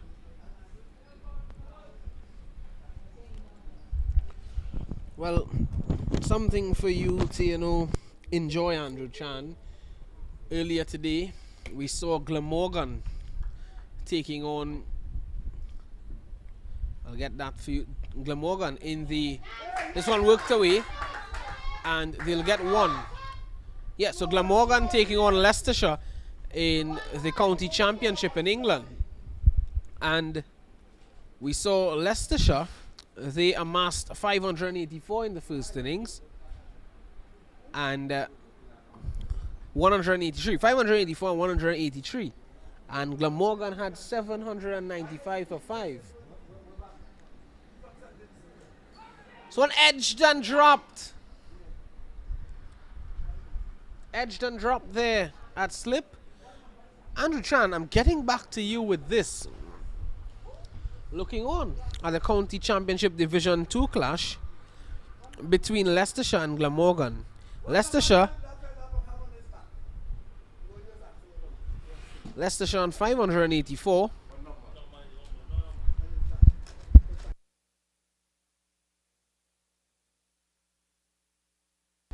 Yeah, so Leicestershire, Andrew Chan, 584 and 183. Glamorgan, 795 for 5 declared. Sam Northeast. Let me tell you something, Andrew Chan. Today, the 23rd of July 2022. Sam Northeast, you may have heard that name before.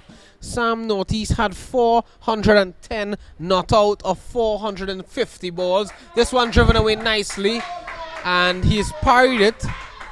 Not to the boundary though. Looking for 3 now. Oh my goodness, there could be trouble here, but it's not. Yeah, Sam Northeast, Andrew Chan. 410 not out. He could have broken Brian Lara's record of 501 not out. But he finished on 410 not out, Andrew Chan. My oh my. It's good to see that Lara's record is still intact there. And Sam Northeast and Chris Cook, was it? Yes. Had a record partnership for any wicket for Glamorgan. And that partnership came off 461 runs, and the record was previously held by Adrian Dale and Viv Richards against Middlesex at Sophia Gardens in 1993 for Glamorgan. This one is pulled away mightily, and that's a 6 for sure. Andrew Chan, you cannot tell me that it's not a 6. It is a 6. My oh my, what a beauty. Wonderful pull there from Edward. He's been very sedate here, but he got his chance to free his arms there with that one, as you see on the replay. And that one clearly over the ropes, and clearly 6 runs there. No doubt in the umpire's mind or any of the spectators here. Edward getting a chance to free his arms. Even Joel Phillip was signaling that one, and he doesn't. Anyway, we'll leave that conversation for another day. He has very high aspirations of becoming an umpire. That's what he's telling me. He was out there this morning. And over the next one.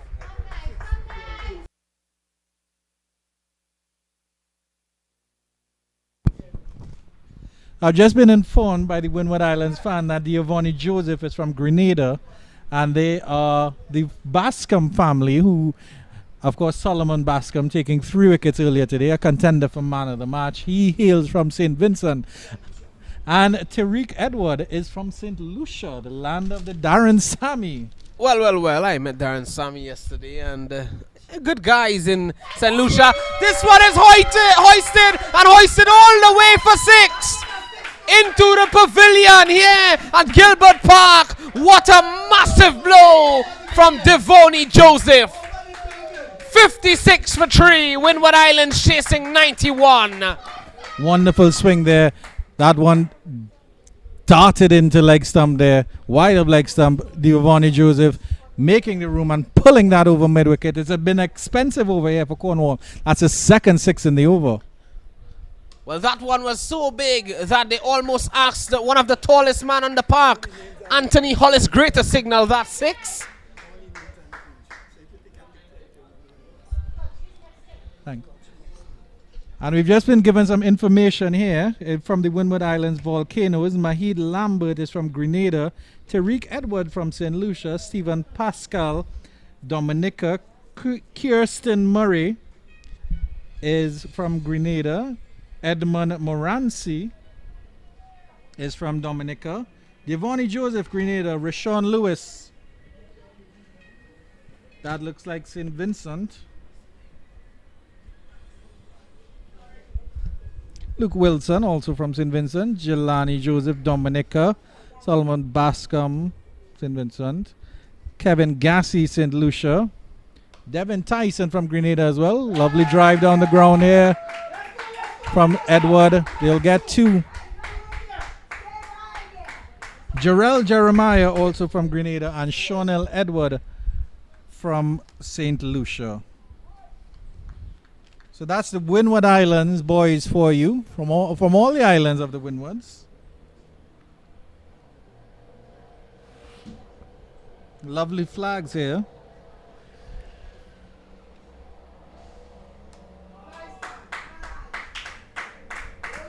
And I'm quite proud of myself, Visham, for getting those flags right, because of course there's so many different flags in the Windwards and the Leeward Islands. Well, I was just about to ask you, where have you been getting all these information from? You must have some resident researcher somewhere around, Andrew Chan. Well, I've always been interested in flags. I remember having a book of flags when I was younger. Well, I'm guessing we may be seeing you at the Oval as the flagman tomorrow. Nicknamed Andrew Flagman Chan. If I get to go to the Oval and watch some cricket, then I will be more than happy to go in as a flagman. Even if they ask me to go in as a nutsman, I will be happy to be there. Andrew Chan, the Nutsman. Love how that sounds. Andrew Chan, the Flagman. You know, everything sounds good. Do you know about Sheldon Cooper, Andrew Chan? And just to share some information here, the study of flags is called vexillology. Oh my goodness. So please don't get vexed with me at this point. Did you learn that from Sheldon Cooper? I might have. You might have.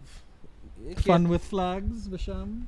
Well, I'm just, enjoying your love for flags, Andrew Chan. It's a quite interesting study.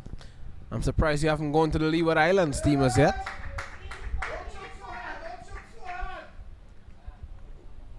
Well, the fans have been ringing their knowledge out to the players. Don't chuck so hard. I'm just quoting one of the fans on hand here.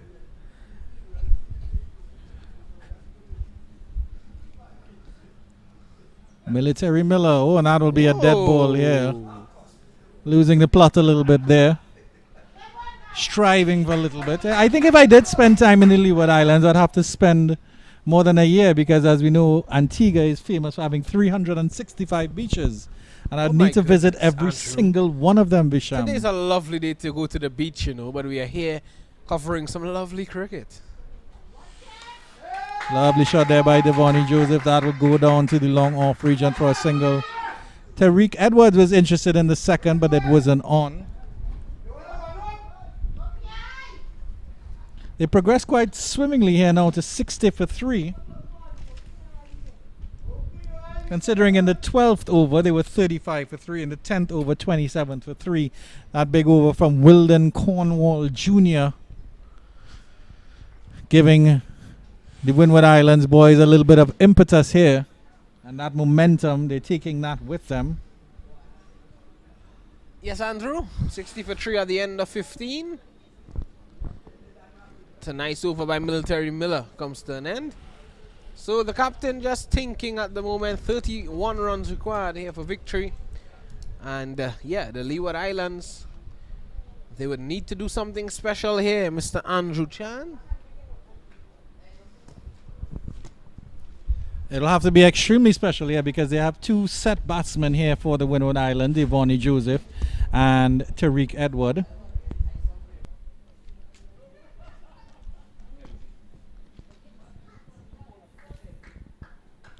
Going to be an adjustment in the bowling here once again. That looks to be Micah McKenzie, wearing the number 4 on his back.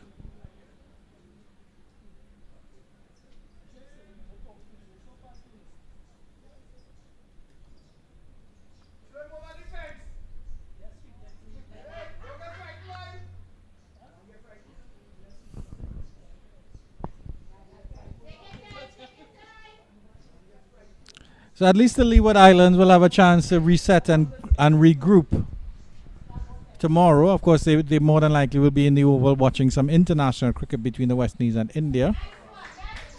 So they'll have a chance to look back and reflect on this performance.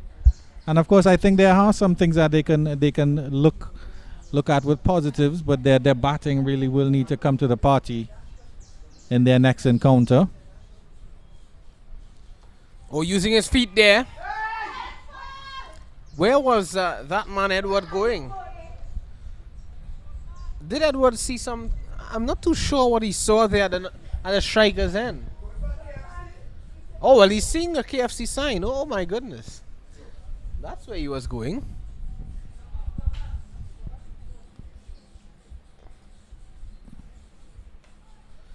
Cut away nicely. So the spinners coming in now. Mackenzie being introduced. It's a good partnership here by these two. They came together in the 4th over and they're still here. And they're batting at close to run a ball, which is excellent work here. I mean, they're not under any undue pressure, but they have taken advantage of what wayward deliveries have been on offer by the Leeward Islands boys. Leggy from Mackenzie. Oh, just rushing onto that one there, the fielder. getting in quickly, and the ball greeted him with great force.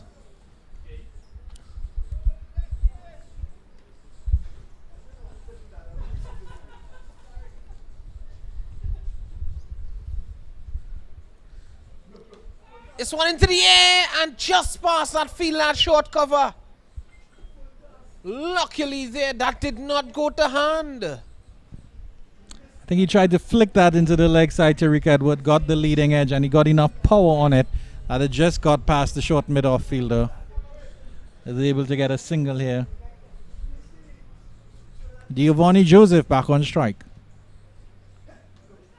Pleasant drive down onto the long on region, long off region. He I could have should say. gotten too easily there. Yeah. Just jogging down to the other end. I thought 2 was on. At the end of 16, it's 64 for 3. The run rate going up to 4 runs and over here. I think this is the highest we've seen the run rate climb at any point throughout this game.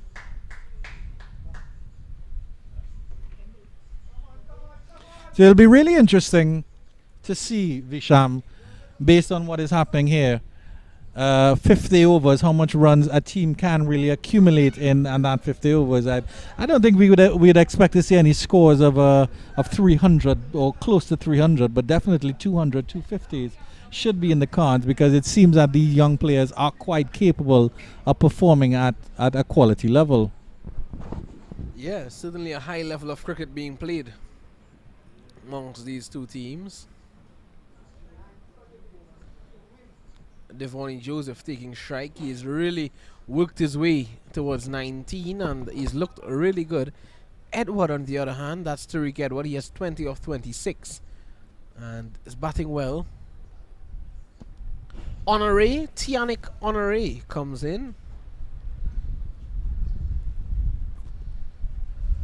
Lot of options for the Leeward Islands. Joseph has been the more fluid of the two batsmen. Taniq Edwards a little bit scratchy here. Joseph has looked so comfortable at the crease. He hasn't looked under any pressure at all since he came in at the number 4 position. I think running is certainly a concern for these Windward Islands batsmen.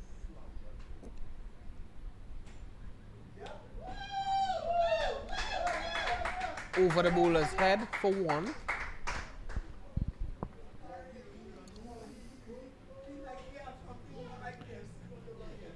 .93 required for victory the Windward Islands. A very easy equation at this stage, you'd have to say, Visham. Well, you would think so, you know, Andrew. But if there's a couple of wickets taken here, it could look a different story at Gilbert Park.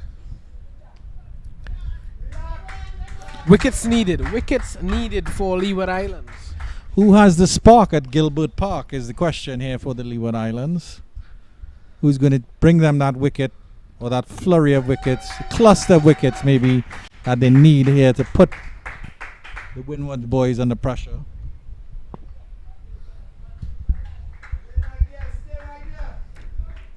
But as it stands, it seems that we'll be leaving Gilbert Park very shortly and going across to Inchanali Park to see some Trinidad and Tobago play in Jamaica. That's possible. The possibility exists that we could be across there. And if someone was looking for me and I didn't want them to find me, well, there's Andrew Chan giving away my location.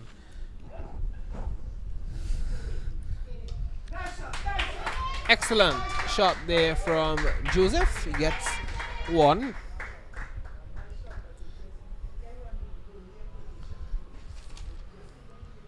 Andrew Chan is flickering his pages. He has all the stats in the world, you know. The man Andrew Chan.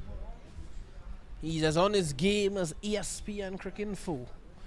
Where we get these stats, Andrew Chan. And at this stage, it's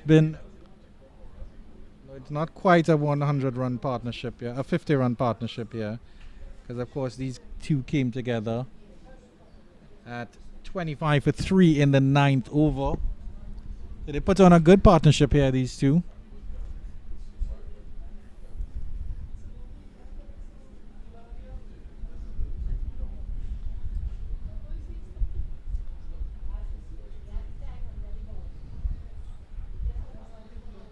want to say congratulations to Windies Cricket, their YouTube channel. Now surpassed 3 million subscribers. This one is struck forcefully for 4. Wonderful indeed from Devoni Joseph, taking them closer and closer to victory. It's now 20 needed. It's 70 for 3.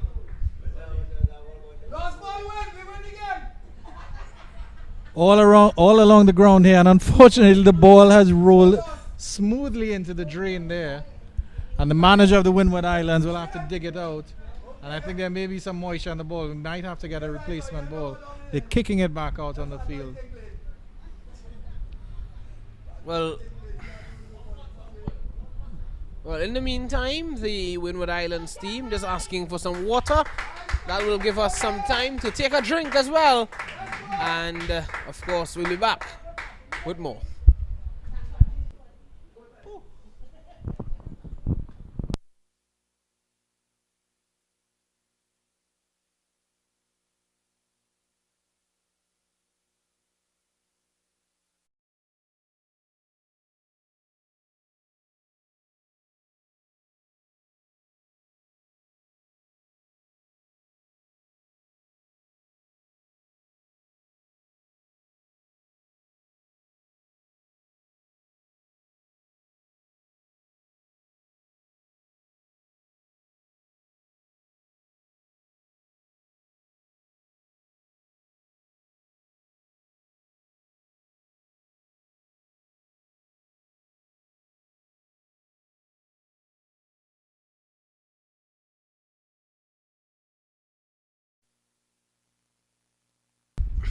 Welcome back to the action. Not a very long break taken though.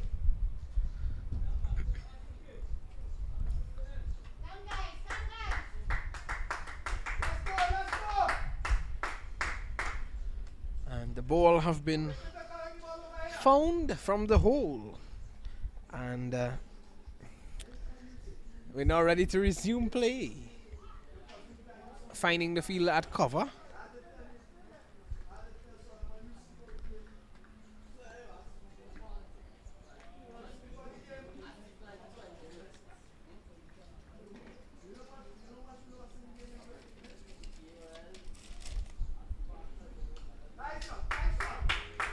Played nicely, down too long off, so dealing in singles at the moment, and why not? It's easy pickings.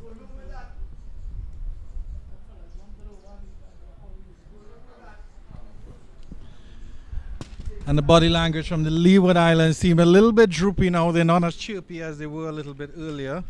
As expected, they're staring down a very, very big defeat here from the Windward Islands. Excellent partnership here from Joseph and Tariq Edwards, who's on strike now.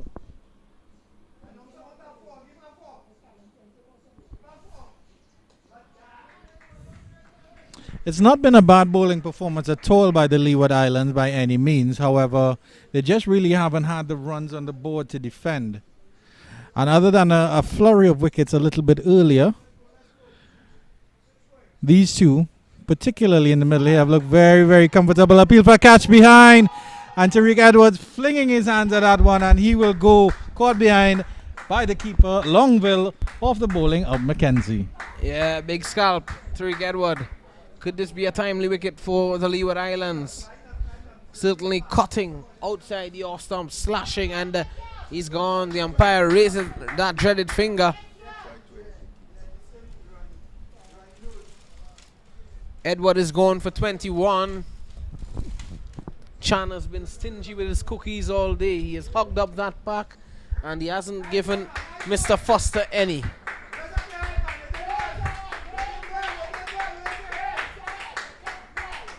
Edmund Morancy is the new batter coming out for the Windward Islands. Edmund Morancy. Edmund Morancy. What a guy he is. I spoke to him yesterday at the Queen's Park Oval. A very good character, Edmund Morancy. And he has said so much good things that he is taken up from yesterday's game, being at the Oval, looking on at international cricket. He's really a good guy. he'd want to transcend that now into his batting. He told me that he's gained so much from looking on at the game. Now he's looking to put that into his game as a player. So it's quite a nice name as well, Edmund Moranti. It's very classical. I can almost hear an Edmund Moranti, the third Edmund Moranti, Esquire. The two left-handers at the crease here. Mackenzie ends a wicket taking over for him. And the Windward Islands go on to 71 for 4, just 19 runs required, 132 deliveries to get it. Should be a dolly, but of course, it's never that simple when it comes down to the game of cricket, of course. Yeah, certainly. 19 off, just about 12 more overs. Well, actually 22 more overs to go. It's a 40 over contest. Anisha Mohammed was just saying, you know, he was hoping that this could be done and dusted quickly. Either from the bowling point of view, either some wickets taken quickly, or if the Windward Islands knock off the runs. Well, he's saying that 2 overs again would be enough. But you know, cricket is such a strange game, because if you think about 50 overs, it's 300 legal deliveries, but all you need is 10 good deliveries to dismiss a team. It's such a funny game in that regard. Correct. Spin continues. Correct, Andrew. Well, while Nisham is saying 2 over, Joel Phillip is saying that it'll come down to the final over. That's what Joel is saying. Well, it will come down to the final over, because the final over is when they'll win the game. It's just the final over is the 23rd or the 40th, as this ball runs onto the third man area and they push for 2.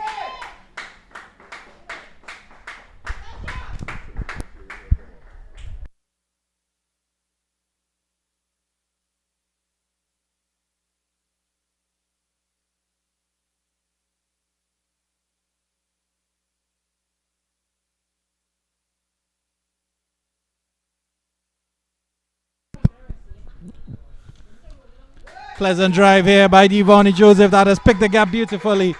4 fielders are converging as they go through the extra cover region, and they come back for a lovely 2 again.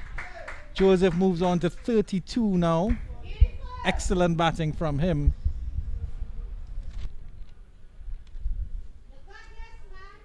We're going to look at the upcoming fixtures after today's contests.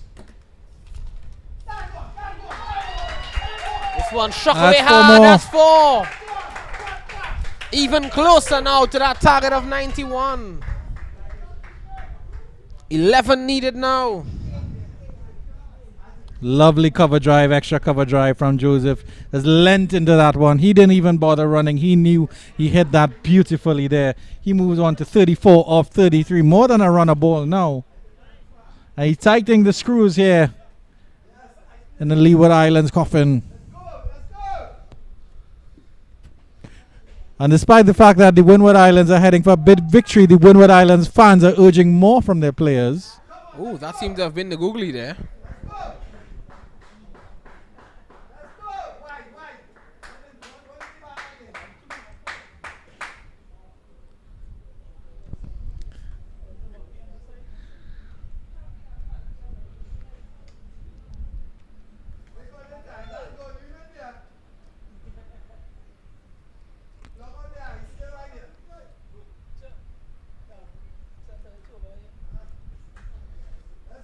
Quiet period for the Leeward Islands team. Reverse sweeping, that could be 4. Excellent shot there from the left-hander Devonnie Joseph. He's playing a gem of an innings here at Gilbert Park. Class here from Devonnie Joseph. That ball wide outside is off. Some reverse sweep and reverse sweeping all along the ground. What I have enjoyed most about this Devonnie Joseph innings is that all of his shots have been along the ground, along the carpet, other than when he's intended to loft when he hit that 6. But other than that, it's been classical cricket and all along the ground. Excellent timing from Devonnie Joseph. He moves on to 38. I like this girl a lot. This boy a lot. This boy a lot there, Devonnie Joseph. You know, he's really looked a good wicketkeeper batsman. He's one you can look out for in the future.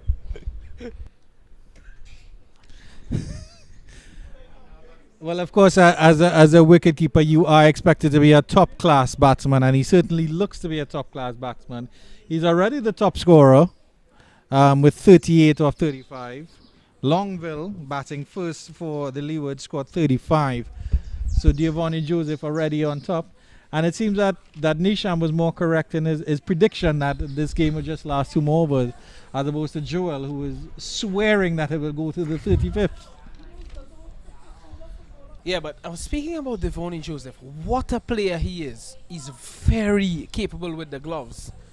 And look how good he is with the bat. He's showing good metal. 38 from 35, above a run a ball, Andrew Chan. Yeah. And I think he's paced his innings well, because he came in when they lost an early wicket and was slow at the beginning. Moranci, very sedate on the other end, probably just happy to get some time out in the middle and see how those deliveries are coming out here. Just 6 more to get, and lots of overs in which to do it. Last throw of the dice here by the Leeward Islands, bringing back their wicket taker, Watley.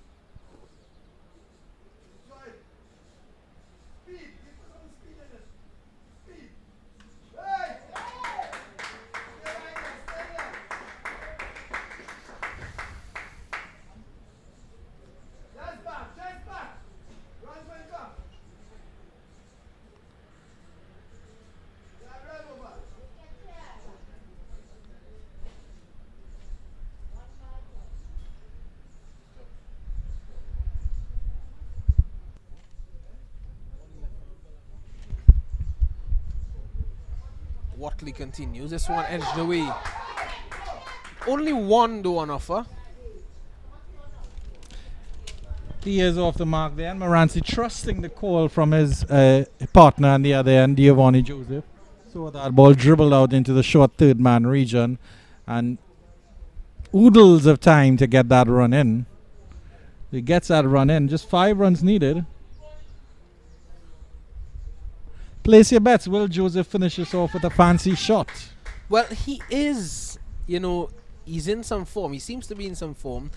And he looks as though he can take the game on. He is set. And why not? But that's going to be a wide.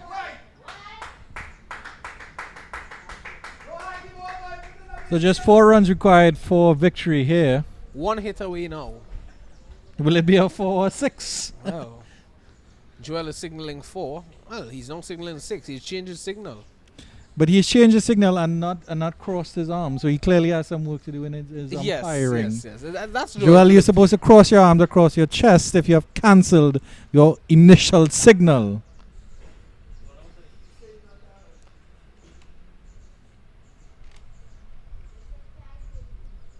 Ooh. The delivery there from Watley. Flirted with playing with that one, Joseph, but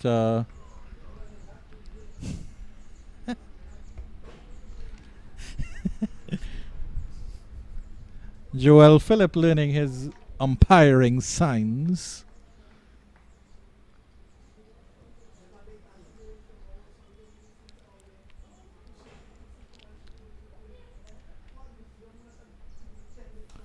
Solid from Joseph, showing all the different aspects of his game.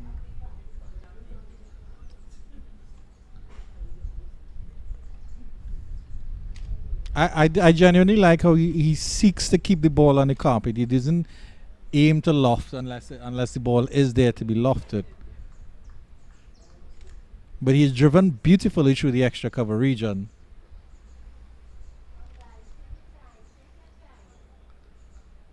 Back of a length there from Watley, and just into the onside.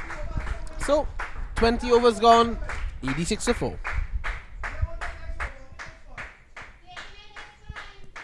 Still 4 runs required here, and at the same stage the Leeward Islands had limped to 60 for 7 Windward Islands here, 86 for 4.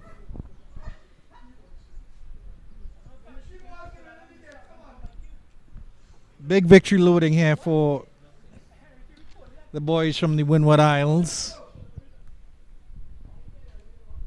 Well, and how familiar are you with your geography, Visham? Because, of course, the Windward Isles are the lower isles that stretches from Grenada north. And then, of course, the Leeward stretches as far as Anguilla. Well, I know you are good with your geography, Andrew Chan. I'm not exactly certain where the Windward Islands stop.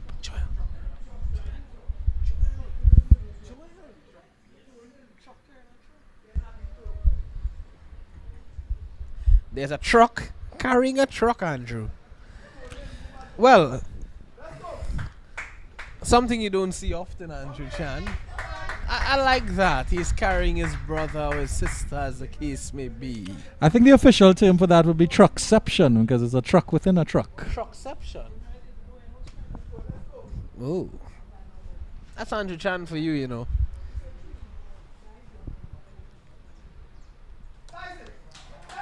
Nice drive there from Moranci. Just a single. Giovanni Joseph will have strike with 3 runs left required for victory.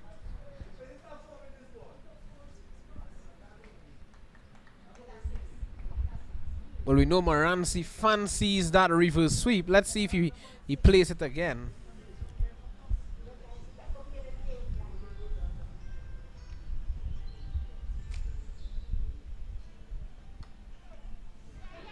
Cut into the gully region.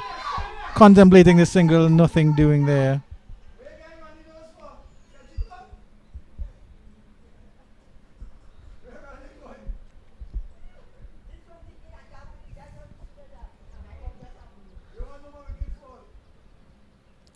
Left alone into the mid of Longville. With the enthusiasm shown by the Windward Islands fans, we'd like to let them know pitch invasions are not allowed at the completion of the game. What's that? Pitch invasions are not allowed at the completion of the game. Okay. Your enthusiasm seems to be getting the better of you, sir. Yeah. I love that. So I continue. We'll maintain the standards of Cricket West Indies at this stage. Don't stand. Don't stand. There's Mackenzie. Oh, just looking to cut. He's not been able to get it away. That's the end of 21. 87 for the loss of 4.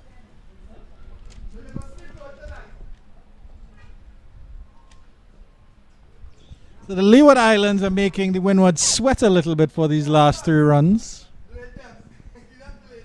Too little, too late, you'd have to say. But they're continuing with Watley from the southern end, keeping that pace bowler up. Maybe Nathan Edwards should bring himself back on. Well, to defend 4 runs, yeah, certainly. He's the captain. They want to take it upon himself to do the job. Here is Watley. And he's bowled him. Moranci has to go. 87 for 5. Is there a twist in the tail of this game? I think it's too close to the end here for there to be a major twist, but definitely something to perk up Watley's tail, because of course this is his 2nd wicket for the game. The 2 for 14 from him, and it's a clean bowl as well, so Moranci will not be too happy with that. Yeah, Moranci was caught on the crease there, and they're just pushing at a straightish delivery, and he was bowled all ends up. So 5th wicket down for the Windward Islands, and Watley picks up his 2nd. It's 2 for 14, and that brings Jelani Joseph out there to the middle. Wearing the number 3 on his back, but batting in the number 7 position, he comes out to join Giovanni Joseph. I wonder if they're related here, with both Josephs out in the middle. Applause from the Windward Islands fans for the short stay from Edmund Moranci. He doesn't look happy with his dismissal. He has to accept it because he was castled, of course. So let's see what happens now. Well, he's gonna stay over the wicket, He's going to be angling the ball across the right-handed Jelani Joseph. So it's Devoni Joseph and Jelani Joseph out there in the middle. 2 wickets here for Watley.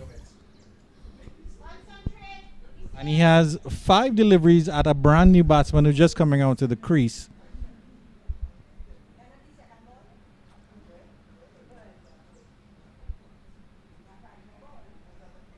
And again, 2 or 3 good deliveries could change the complexion of this match yet again. Here's Watley. Well played by Joseph.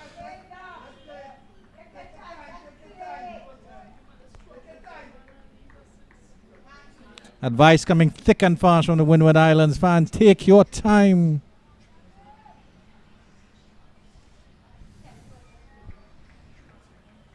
Joel Phillips showing his non-skills at the umpire, because the umpires will be fully aware of the score, and Windward Islands just requiring 3 for victory here.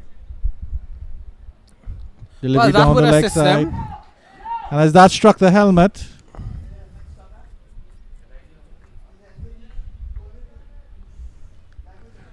that seems to have struck the helmet behind the keeper's back. And he has signal 4 now. Oh, it's one for the over.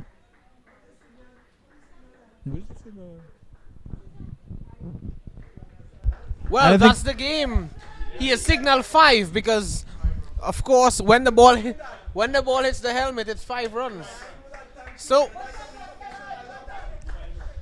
the game is done and dusted. Windward Islands victors here against Leeward Islands and Gilbert Park. They win by 5 wickets. Devoni Joseph, he finishes on 38, not out. And Watley still manages to get 2 wickets as well.